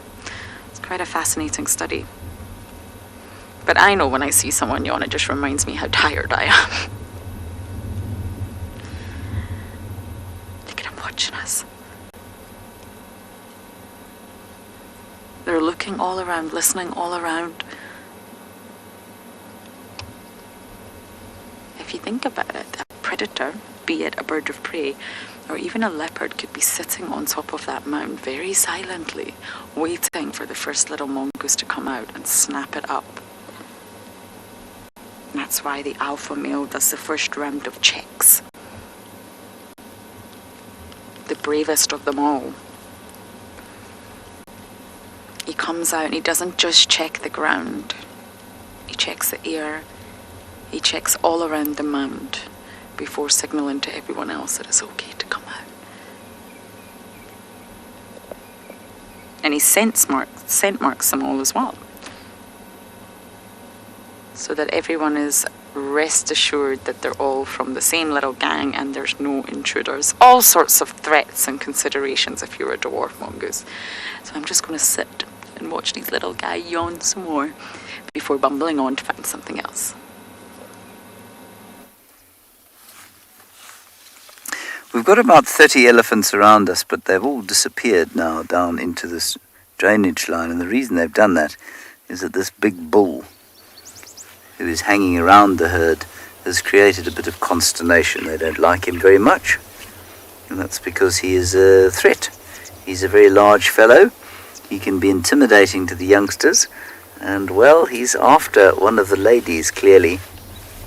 And if they don't get what they want, these bulls, they can become pretty violent. Doesn't smell like he's in must though, so I'm not sure what he's doing with the ladies other than having a flirtatious breakfast with them. I'll just move slightly forward to see if we can't get a better view of his face, which has got some fairly impressive tusks on it.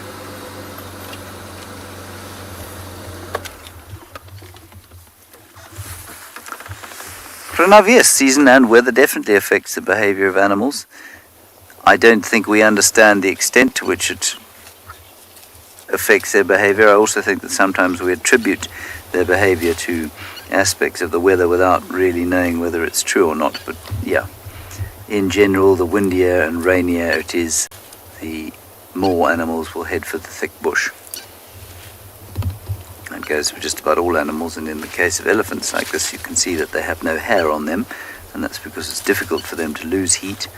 But it does mean that if the wind blows and it's rainy and wet and cold, they'll try and seek a place where they can get out of the wind so that they don't get too cold.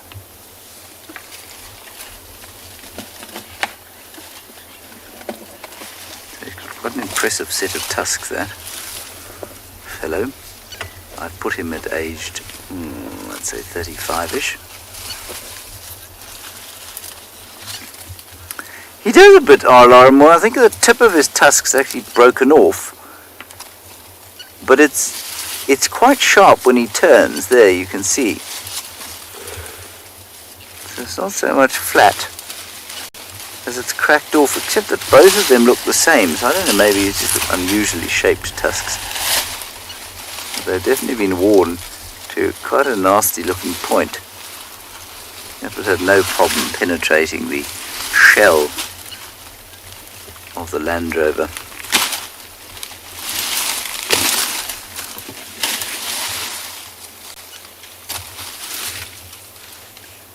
Some apple leaf bushes that he's obliterating.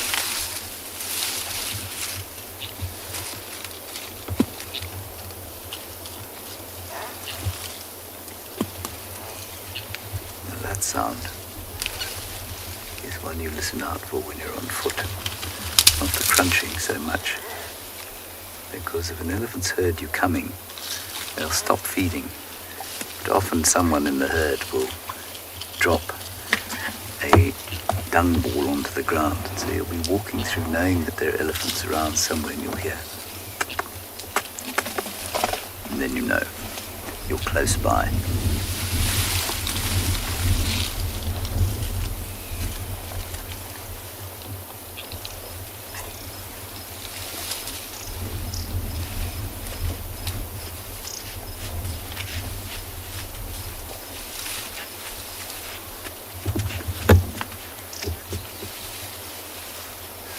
It is relaxing listening to them eat, and it's also relaxing just being around them.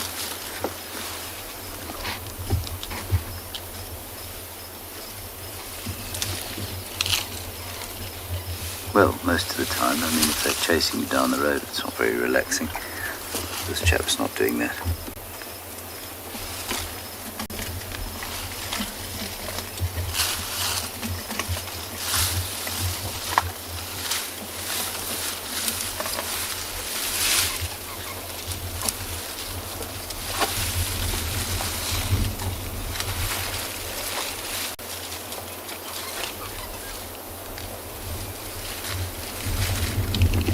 Still in the tree. Yeah. So we've just come across this incredible scene. The entire pride's busy hunting, and they were all hunting different things here. You see that? That's a bush baby. Now they literally flushed this bush baby out of a dead tree stump in front of us, and two of them were jumping frantically across the grass, and the younger lions were all chasing them. So they literally chased them up that knobthorn, and now these two are stranded there with a pride of lions around them, as you can see. I think this is truly amazing. There was also another one off to our right that was hunting a mongoose. Couldn't see exactly which one. Might have been a banded mongoose. But they found the perfect spot with tall enough grass, a lot of dead trees, and I think there's a lot of small mammals hiding within these poles of grass. Bernice, that is very, very good to hear. First time to see a bush baby. It's unfortunate that you see the bush baby within this situation. Unfortunate for the bush baby. But for the lions, this is certainly the first time I've seen them do this behavior from them. I think they are actually having a lot of fun here at the moment. Besides hunting, there's so much happening. I can hear every now and again one of them rustling in the grass. You can see, look at those ears out. See, every now and again a stop, listen, and then quick movements. And with those large ears of theirs, they are able to hear so much better than we can.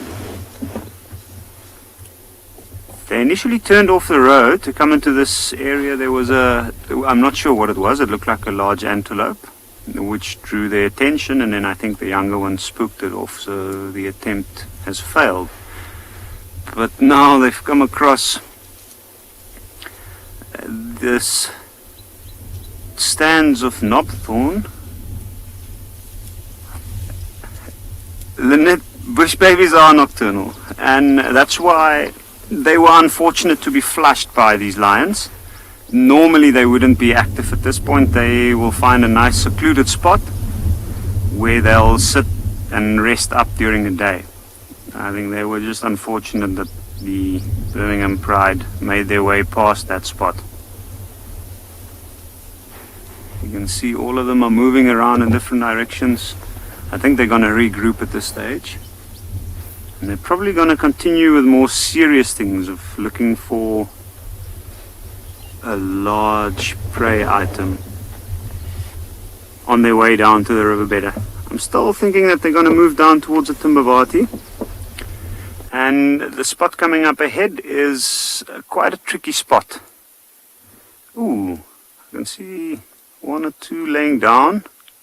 That one's getting up again. I think it's also getting to that time of the morning where they've moved a large distance during the night, and they might start to look for a place to lay down. The breeze is still going, so I wouldn't be surprised if the larger lionesses are more driven to continue. But between here and the riverbed, anything can happen.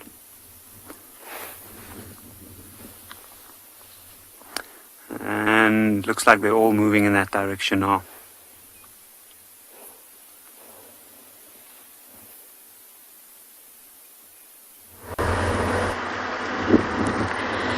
Well, I have checked the hyena den twice today, just as an update, and nobody's there. the hyenas that we saw first thing this morning, I'm sure it was in Djuma, they're not there. No one's. And I am finding it frustrating, I'm not going to lie to you all. I keep going and going and going and going, driving the cameraman mad, and no one's there. So the cubs are still inside, but we're just not getting the chance to really spend time with them like we used to. So I shall keep trying, I shall not give up. I'll be there this afternoon as well. But just as an update for you all, I have been twice this morning. And Djuma's very, very quiet. There's been a lot of people working the area and not even a single leopard trap. But we do have some trusty old impalas. Well, one's even sitting down.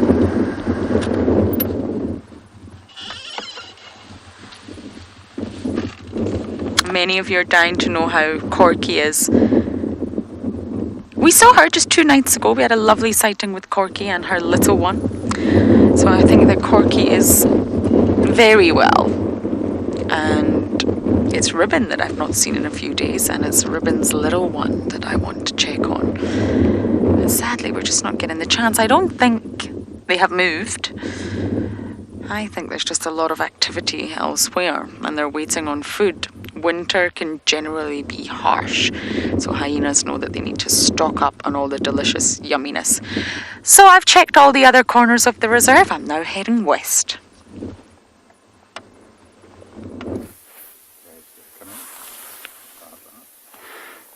And as you can see, it looks like this bush baby has just dropped its head a little bit, and I can't see too clearly from where I am. It looks like he might have also started closing its eyes. Yeah, it looks like it. The other one is just off to the left of that one.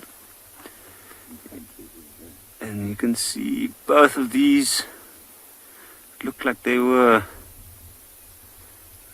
maybe a little bit traumatized with that event.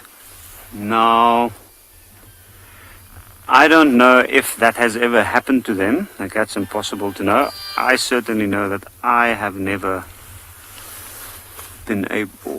seen anything like this. I wouldn't even imagine that something as large as a lion would go after something as small as a bush baby, which is actually unbelievable. You can see piggy bush babies are primates. They are a primate that is closer related. They had a common ancestor with the lemurs in Madagascar, so they're not quite the monkeys and the apes that we find in other areas of Africa, but they are primates. They are nocturnal primates though. And the correct name for this little one is actually a lesser galago.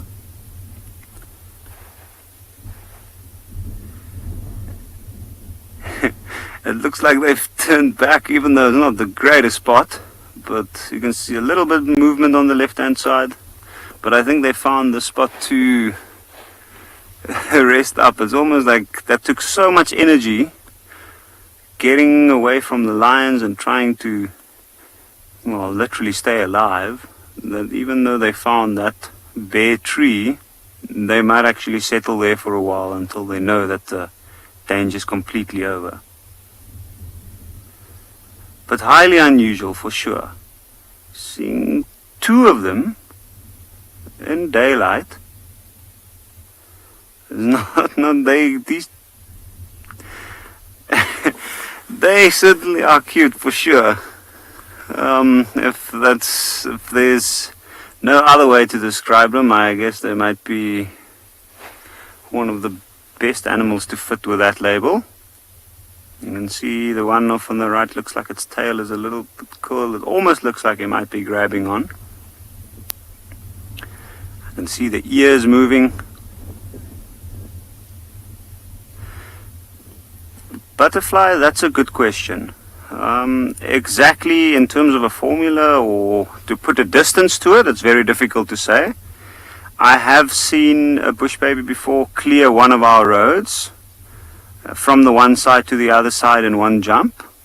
and when it's on the ground, at least in the trees, I've seen them jump between trees that is really, really far. Like at least 2 meters in some cases, but I'm not sure if there's any specific distance that you could put to the distance that they can cover with one jump.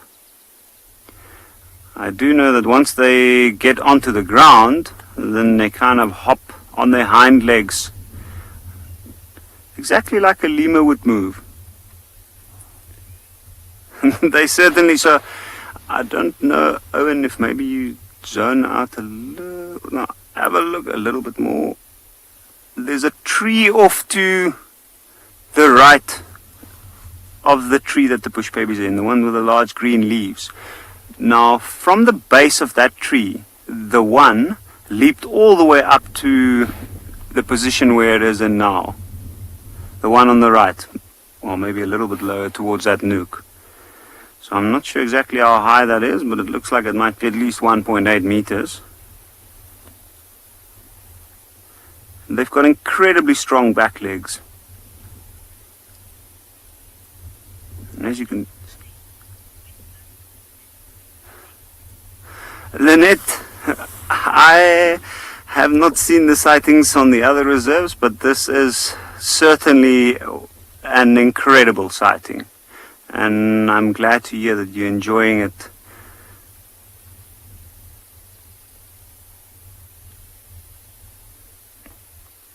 You know, I can also see the wind's picked up a little bit now, and it's quite cool.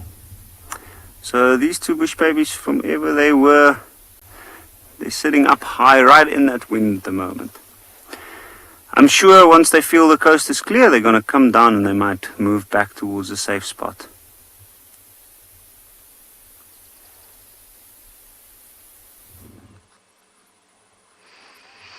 We have a climbing warthog. It was on top of this termite mound, and it's just making its way around the termite mound, finding any sort of delicious food for breakfast. It's on those wrist joints.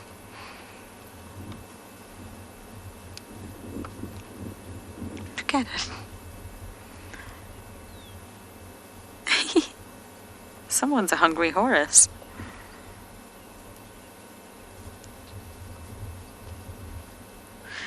Now, the tusks in warthogs are not incisors like elephants. They're the canine teeth. And they grow out sideways. And that's how it's visible, because they can get so long. And that's how we can see them. They grow from the upper and the lower jaw. There's 2 sets. And believe it or not, the longest record, or the sort of longest tusks on record, 600 millimeters in length. Isn't that crazy? It's a very long set of tusks for a warthog.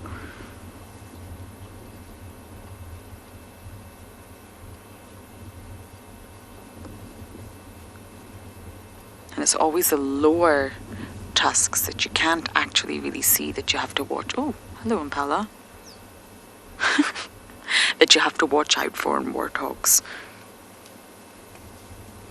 But these canines that form the tusks actually erupt at less than a month in warthogs.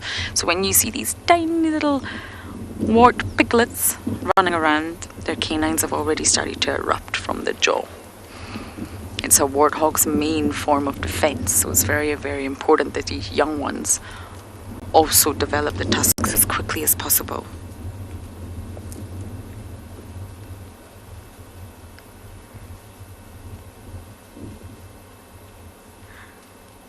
I think it's wandering off there, enjoying breakfast on Arathusa, an area we can't traverse, but we can always pop our nose in.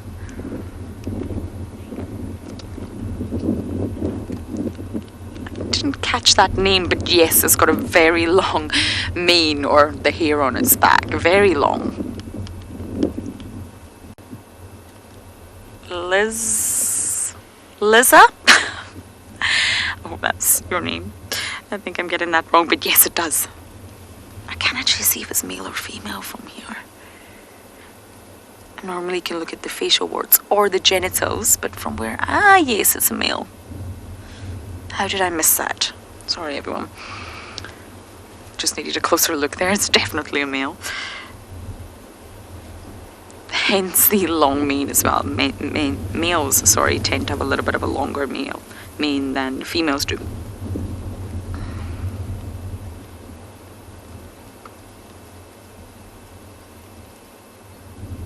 Since our warthog has disappeared, I actually have a tusk here, Theo.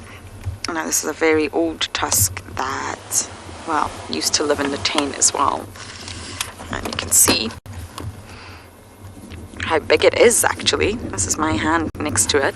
But the main thing is how heavy it is. It's very, very dense. Really, really dense, this tusk. So if you imagine you're a warthog and you have to carry this, that's why they've got such muscular necks and such specially adapted skulls for that reason. Because these tusks are very heavy, and if you think about it, they have 2 sets of them.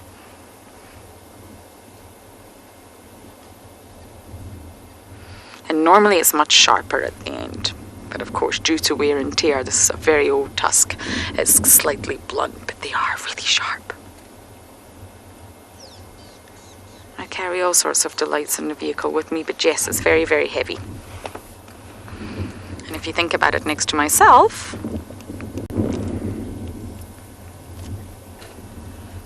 this is what I would look like with a warthog tusk. Protrudes far out from the face. So yes, warthogs, powerful weapon right here. Okay, I'm going to continue bumbling the west. Let's see what we can find.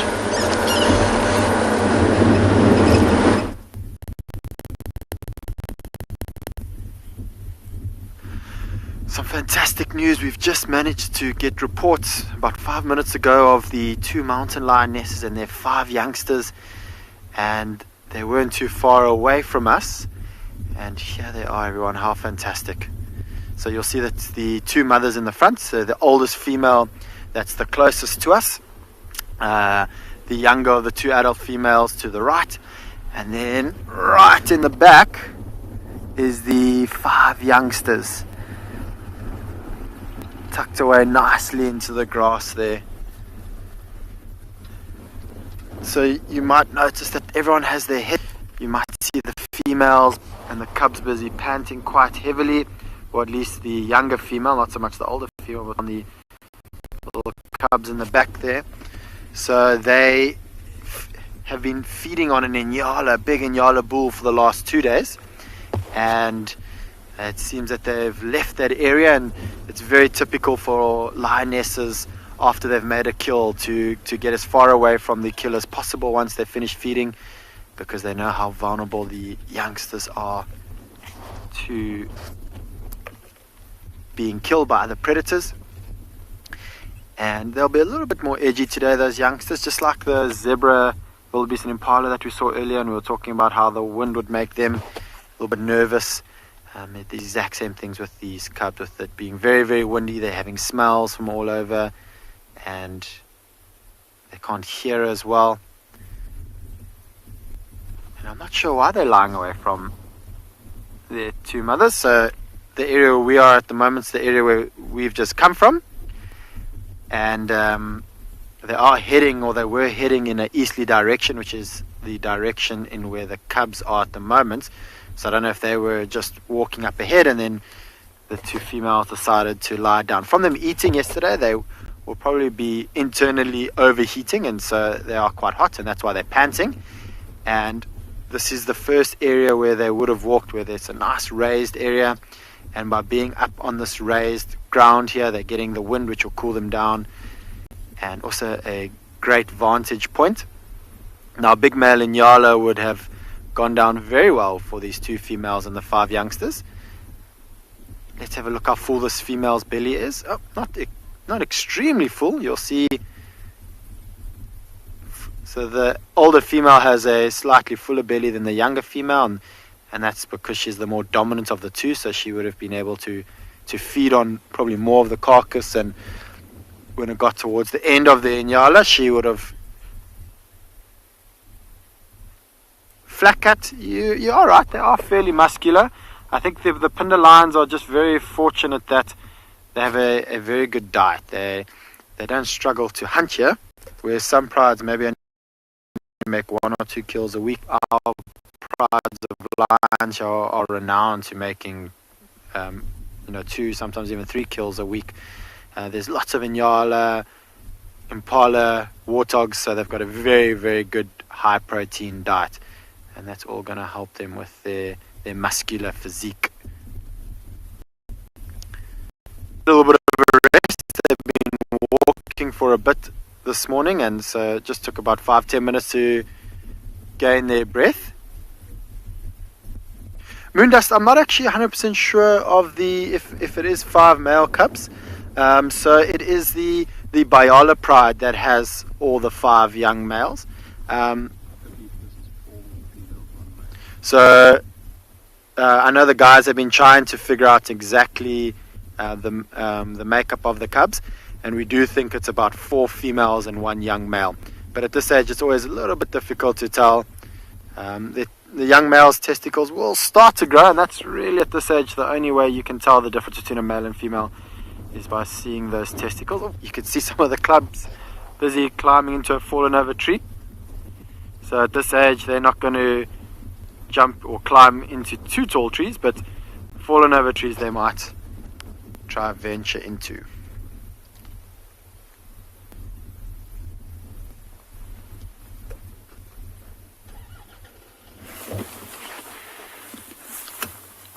Once again, we've caught up with a pride, and we've just caught them after a failed hunt attempt, or another failed hunt attempt.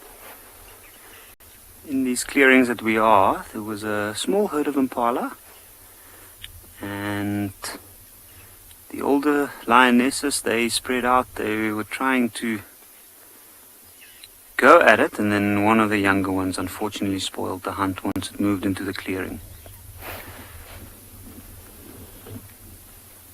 They're still moving down towards the riverbed. You can see the 2 males still at the back. The young white female was with them. Look how the 1 male splitting off and just taking another route from where the rest are moving.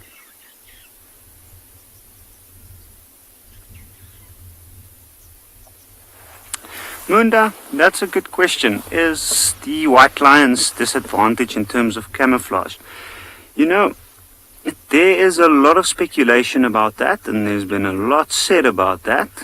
But as far as I know, there's no conclusive studies ever really being done in the wild to suggest that they are really at a disadvantage. I know that some of the studies, there is a paper that was published not too long ago on wild white lions, and according to that, they're not really much of a disadvantage compared to the others. I know there was also some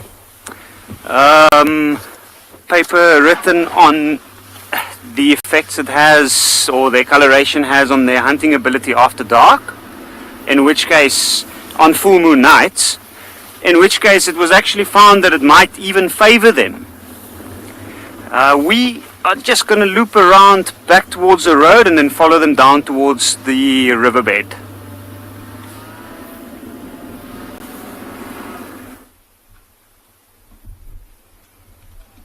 Well, this was a very pleasant surprise. I didn't even know the male lion was here, and we're busy following the 2 females and their 5 youngsters. And just out of my peripheral, I managed to see this male lying down. And I wonder if the females know that he's here. He might be trailing them, hoping that they make a kill. These 2 females, for some reason, don't tend to like the rest of the pride or even the males to be around the cubs. So I'm going to be very interested to see how they react if this male does come too close to the cubs. The older female of this pride is a very grumpy female, and she can get very protective over her cubs. Figure he is most certainly a very impressive male, and he does indeed have a very impressive mane. I just love, one of the things I love about his mane is that he's got a fairly large mane and it's quite dark, but then he's got that little golden rim in the front and then turns out into the darker black mane, which is of course his way of showing other males that he is a large dominant male, and the larger and darker the mane, it seems that the more dominant those males often are. And quite a lot of research has shown that lions with dark manes tend to be the more dominant ones in the pride, and when it comes to fighting, those are the males that the other prides want to try and avoid. So it seems that they've all moved over. I don't want to lose them. It is quite a thick area up ahead and over, and there's quite a lot of rocks here. So we're going to have to do this slow and steady to see if we can catch up. And I'm hoping that we see some interesting interaction from the female and the male.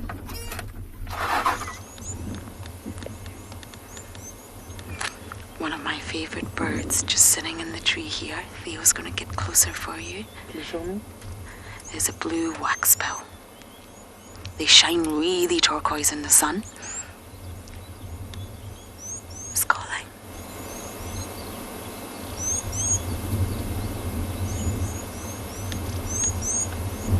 Can you hear that?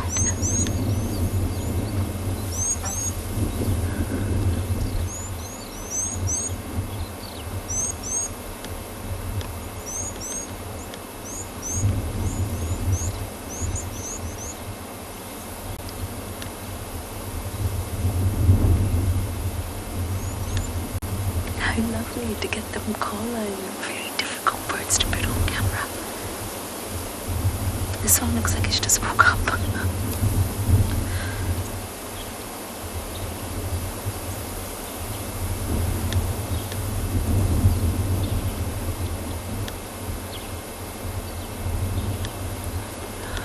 What a lovely little sight. I think I'm going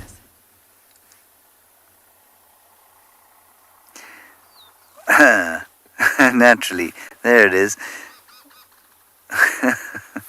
It is the white-crowned shrike, everybody. We did see it, and now you'll see it again. It thought it spotted a grasshopper to eat, but it just hovered a bit above the ground and then flew back up to its perch. I believe you're looking at a blue waxbill with Lauren. You'll find, quite possibly, James Richard, that there were some green-winged pytilias around those blue waxbills. They often move in a group. It's beautiful English, that. They often move in a group. There goes the white-crowned shrike. And so shall we continue gently along this road towards the south. We saw a big herd of buffalo while you were away, but they were in the reserve to the north of us. And they were a very long distance view, so we didn't have a long stop. There is the white-crowned shrike again. His colours beautiful against the blue vault. Samuel, I had reports, or Lauren said to me, that Trishala had seen Tingana not too long ago, and that he has been, or word of his presence on Buffelshoek, which is the reserve north of us, have been relatively frequent over the last little while. So it would seem that he is still extant. I would love very much to see him, I must say. Craig, have you seen him since you've been back? No. So I think he's around. Tingana, for those of you who don't know, I suppose, most distinguished male leopard, now approaching his 14th birthday. And so he's pretty much gone into retirement now, although I do believe the last time he was seen he was still in very good nick. But he won't be standing up to a fight with my least favourite male leopard, that is Mulwati. I say my least favourite because he's chased off Tingana, chased off Hukumuri, who is the male to the west of us. And, you know, he's all very well coming in and chasing off the other males, but if you're not prepared to be looked at yourself, then you're, frankly, a waste of oxygen on a reserve like this. Now, before everybody attacks me and tells me I'm a nasty and horrible human being, I am joking. it just would be nice to have Hukamuri and Tingana back, because they were so wonderfully confiding around the vehicle, whereas Mulwati is just terrified of a car, because he obviously didn't grow up around them. Yeah, so Vic Tingana's still looking healthy and strong, which is fantastic. Great news. I don't know, I doubt he's being particularly territorial. He might be operating on a small territory up north in Buffelshoek, but I don't know if he's actually being territorial or not, or if he's just accepted that he is now in his dotage.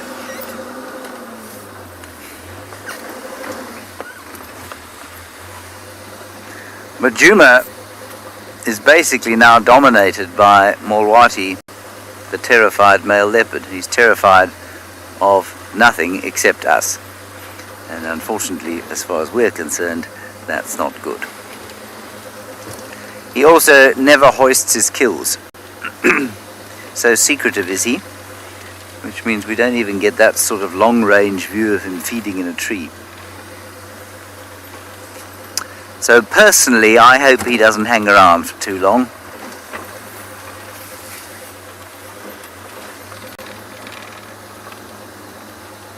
WildEarth relies on support from viewers like you to carry on broadcasting our daily live shows. A small donation goes a long way in helping us on our mission to connect the world with nature. Please visit our support page to see how you can help and become part of the WildEarth family.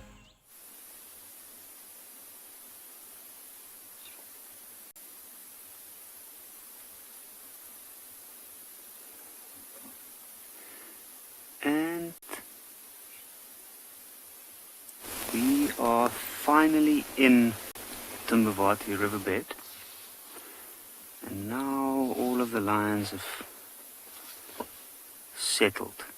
You can see some of them still have their heads up, eyes are opening and closing. Look at that lioness to the right of the big male. Their ears are still moving, they're scanning around. They spread out a little bit, and I think they're still looking. There's a lot happening since this is a riverbed. It's dense on the banks, so there might be something moving up and down. That's the young lioness. We don't see her cubs with them anymore, so I think she's left them. Earlier when we were with them and the elephants in the dry riverbed, she's left them in that dry riverbed more than likely. You can see that lioness looks like she's moving over towards the shade, and the old lioness is there in the shade with one of the younger ones with her. And that's what I think a lot of them might do at this point. It was a cooler morning, nice cool breeze blowing, and I think now that they're out in the riverbed where it's open, the very light sand and the sun's reflection off that just give them a nice warm feeling now. I think they might just be enjoying that.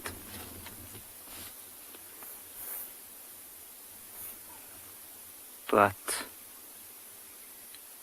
by the looks of things, there's a good chance they might settle here for the day. You can see at the far back there's the other large male has just put his head down and he's out.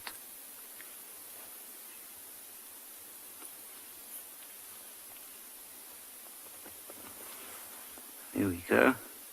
You see, he is out. He is fast asleep at this point, it looks like. I think he's walked up and down a little bit more than the others did, where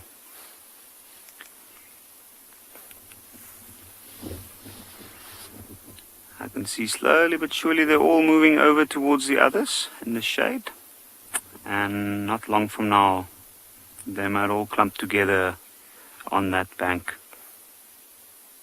Absolutely incredible. Not what I expected. Look at the cub trying to climb up. It's like king of the castle. There's the one cub in the view of the tree, and it's not allowing the other cubs to climb up. We've got the two mothers in the tree, the male just off to the left, keeping his distance. The other cub's trying to come up from the other side of the tree now. Look at those claws. Oh my word. I did not expect these cubs to try climb into this tree when I saw the mothers climbing into it. This is the first time any of us that I know of have seen a cub into a tree. Oh, there we go. Oh. It's a good way we can see whether they're males or females now while they're busy climbing trees. So the one that's climbing up now had testicles.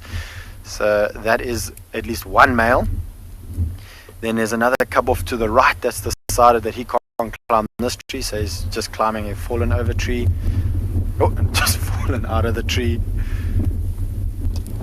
This is so awesome. Once again, Phinda lions climbing trees. So normally we've been seeing it with the Ngala Pride, but now we've got mountain pride climbing trees. Allison, it is so adorable. I couldn't agree more. And you have the one mother who's lying very comfortably off to the right, just relaxing. The younger female almost surveying the area, and the cubs all trying to figure out how they're going to follow the one that's in the tree. Look how they're all looking up, watching the mother move around. So all learned behavior, watching the confidence of the mothers in the tree. The problem is that the area where the mothers are lying, they've kind of blocked it off for the youngsters to climb any higher. Let's see, the one that's in the V is having a look up. Maybe it's going to try to get up to the female on the right. I wouldn't be surprised if these cubs do climb this tree if they don't fall out. As they get older, they will get stronger, but lions aren't perfectly adapted to climbing trees, so their balance won't be as good as that of a leopard. And at this age, they're still very clumsy on the ground, let alone up in the tree. And this is probably one of the highest vantage points that these lions could have, and I wonder if that's why they didn't climb into this tree. Because by climbing into the tree, they can see much further. Ooh, let's see if she's going to jump out. Yep, I don't know. She lifted her head, so she turned around, and something caught her attention. I can hear oxpeckers in that direction. So I wonder if there's not impala or wildebeest or zebra off in that direction that's caught her attention. Wow, jeepers. The way she moved through that tree was like she was a leopard. That was so incredible. I haven't seen a lion run through a tree like that before. And the cubs obviously not going to stay behind and be left behind. So they want to now see where the adults are going to. But I think that there's something up ahead that they could potentially hunt. I can hear oxpeckers. I could see she lifted her nose into the air. I wonder if the male's going to trail from behind. He's been keeping about 100 meters or so from them, and I think that's because he's probably been on the receiving end of this grumpy female today. But if they do make a kill, he's going to go running over and steal this kill away from the 2 females and the 5 cubs.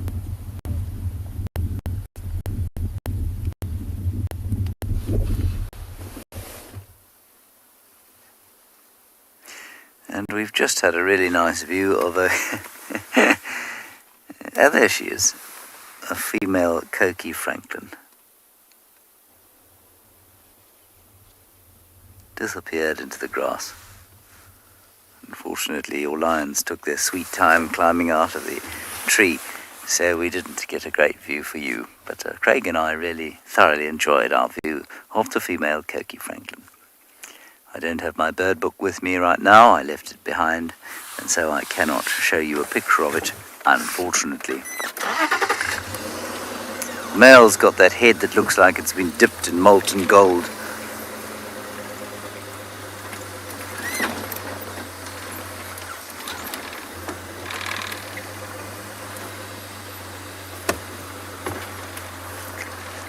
We've come out back towards the clearings around the camp. At this time of the day, there's often a little bit of general game action around there, and I'm thinking maybe some elephants, possibly down towards the waterhole near the camp. Oh, look at this. Well, well. This poor tree has had better days. Now, this is one of the unusual examples of the Chilia nilotica, or the scented thorn. I should say it used to be one of the unusual examples of the Chilia nilotica, or the scented thorn. And the way you differentiate it from something like a red thorn is the very, very black bark on the trunk. It's also a lot more kind of bushy.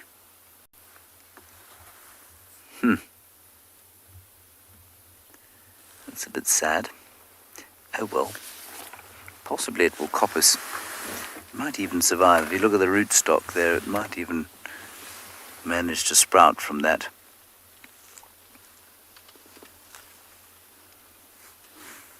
And those of you who are vaguely dendrologically interested, it's something of a strangeness to me that this tree doesn't grow in greater profusion here. There are parts of the low veld where we are now, or the low country, where it is an encroacher species. But here it is very unusual. Wasn't that lovely, Craig? Yes. Action-packed of a Chilean Nilotica sighting. Thank you, Veepsop. You say I know a lot of stuff. Well, what I'm good at is not necessarily knowing a lot of stuff. It's telling you what I do know. So it sounds like I know a lot of stuff.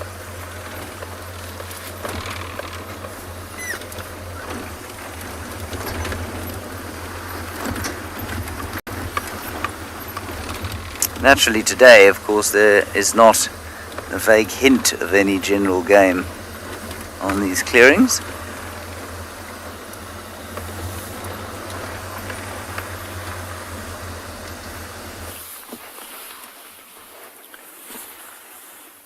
Now we can see, look at that young male with his head down. His eyes are tightly closed. And I think he's enjoying the sunlight warming him up now. He doesn't seem too bothered at this point. He was licking, I don't know if you see on his hip, there's a bit of a wound, looks like a claw that might have gone in there, that he was licking. And if you still look, you can see some moisture from the saliva. And then the few around them, they have their heads up. So they're still having a look. The birds are making a lot of noise along the riverbank here. And so there's a lot going on that's drawing their attention. Like that little one. She's always alert.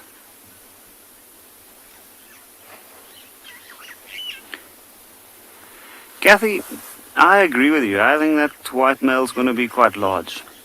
If I have to add to that, I can say that I know for a fact that we saw him still suckling from some of the lionesses that had milk more than a year of age, which is a little bit unusual. He's also the one that usually fights around the carcass to get to eat the most, and what we've noticed is he's grown so quickly, he's a little bit larger than all his siblings. And he always made sure that he got the most to eat. So I agree, he's going to be quite a large male once he is all grown up. He's already quite strong, and I think within a couple of years, once he's grown to his full adult size, and he's going to start setting out and getting heavier, I think he's going to be a very large male.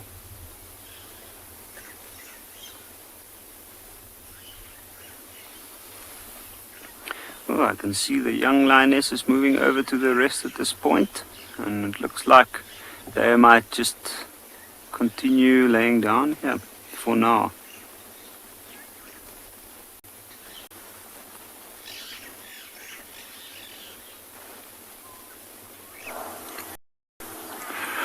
So we did leave those lions that we had here at Pride Lands eventually. We couldn't find them after the buffaloes, and they went to a hillside, and then we couldn't follow them, and I think they lay down there in that area. There's a little now, lots of impalas in the area, so we'll try there again this afternoon, but I wanted to show you just exactly how far those lions did end up moving. So this is a map of Pride Lands, and we started off here at the camp, and we drove out all the way up, and we actually we're heading towards Leopard Dam when we had tracks going in a easterly direction. And then we ended up finding them on Marshall Road here. They started coming all the way down to the dam where they drank. Then they went north all the way along towards this place called Liu Pan, which is in Afrikaans meaning lion pan, and then they stopped at Lion Koppie, just over here. So in all, they probably walked about 3, 4, 5 kilometers this morning, from near Leopard Dam, where they probably killed something and ate last night, all the way to Lion Koppie. So that's really, really a lot of time for them to walk. So I wouldn't be surprised if they did end up stopping at that Koppie and will rest there, because now you can see I'm not wearing a fleece anymore. It's much warmer, and I think those lions are going to rest there the rest of the day. I'm so glad to see Lagath is with them.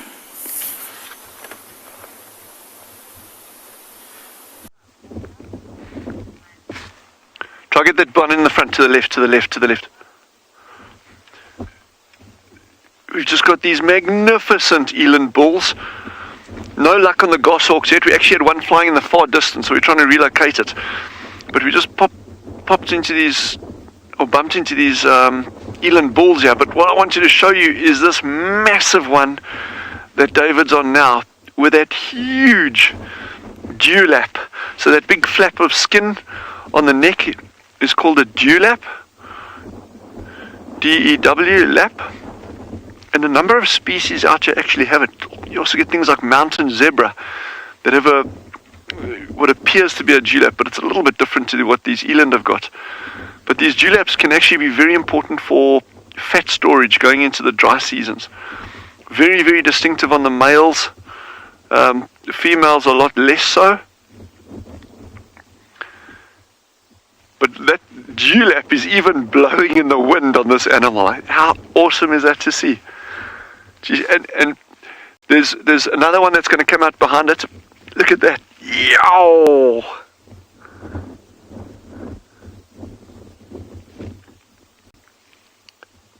What magnificent animals those are. And it's one of the most, I'm just going to actually pull forward, just bear with us a second. I just want to pull forward, see if we can get a different angle here for you. David, just shout when you get a gap there, sir. Okay, wait, we're coming up now. A little bit further. Okay, wait, a little bit more. Almost. And you got them there, David? Yeah. So these are one of the most important animals in San culture, or what we call the Bushman culture.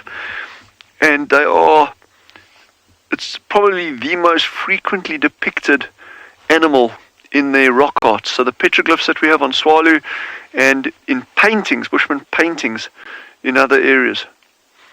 And they paint these animals with an incredible amount of detail that you can actually determine male, female. You see the dewlaps very, very clearly. And if you're interested, we'll actually do those rock art sites again, because I think it'll be worth spending quite a bit of time with the rock art. And their significance to the San. They were actually regarded as one of the rain animals. And we can get into more detail of that when we're up at one of the rock art sites with you.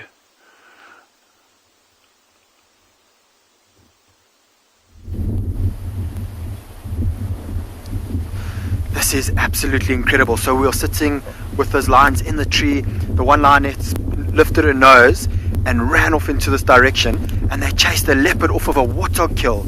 Can you believe it? They went into that raised area to get an advantage point, to give them a better advantage of being able to look, smell and hear, and it worked out for them. I can't see whether it's an adult warthog or not, but I'm waiting for this big male to come in. I don't think he's realized that the females have moved off yet, and maybe he hasn't picked up on the scent of this warthog.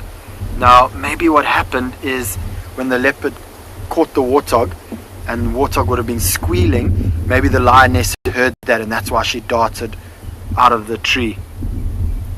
That is next level.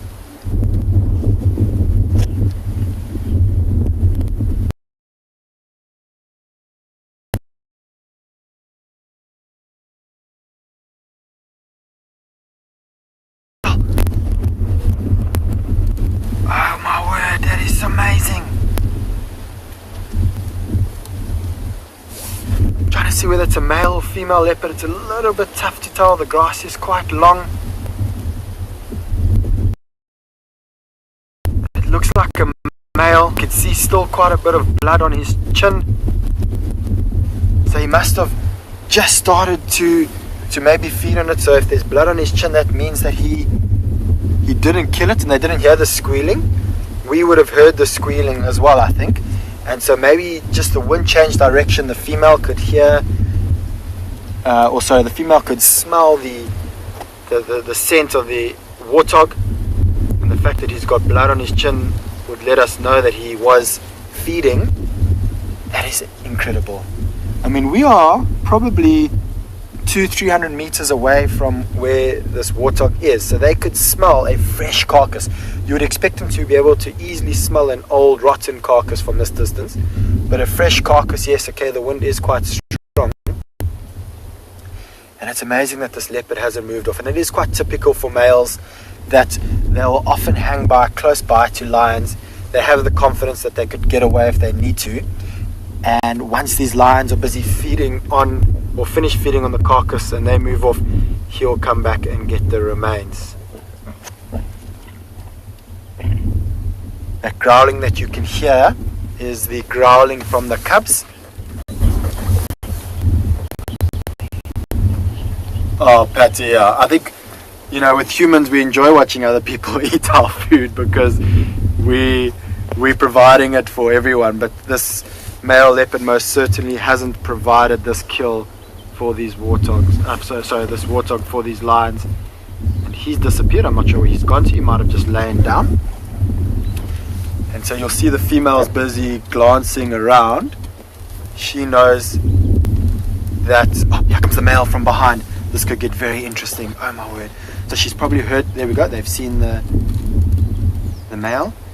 He's actually approaching very respectfully. I think he might know, wow, he's lying down. That I cannot believe. I've never before seen a male submit to females on a kill, even with cubs. On almost every other occasion I've seen males coming in and chasing the females and the cubs off of the kill. He's obviously quite scared of this older female that I did mention earlier. She is renowned for being grumpy. This blows my mind.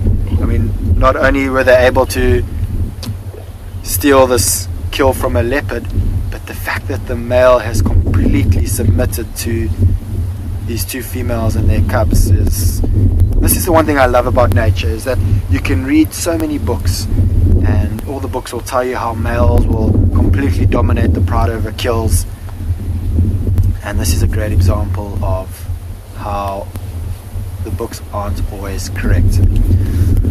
Well, everyone, what a fantastic way to end off a safari in the African wilderness. I trust that you've enjoyed this morning with myself and all the colleagues.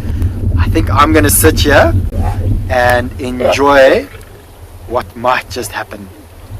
And this afternoon I'll be sure to give you some feedback of what happens with the leopard or the male lion. What a way. Have a good day, everyone.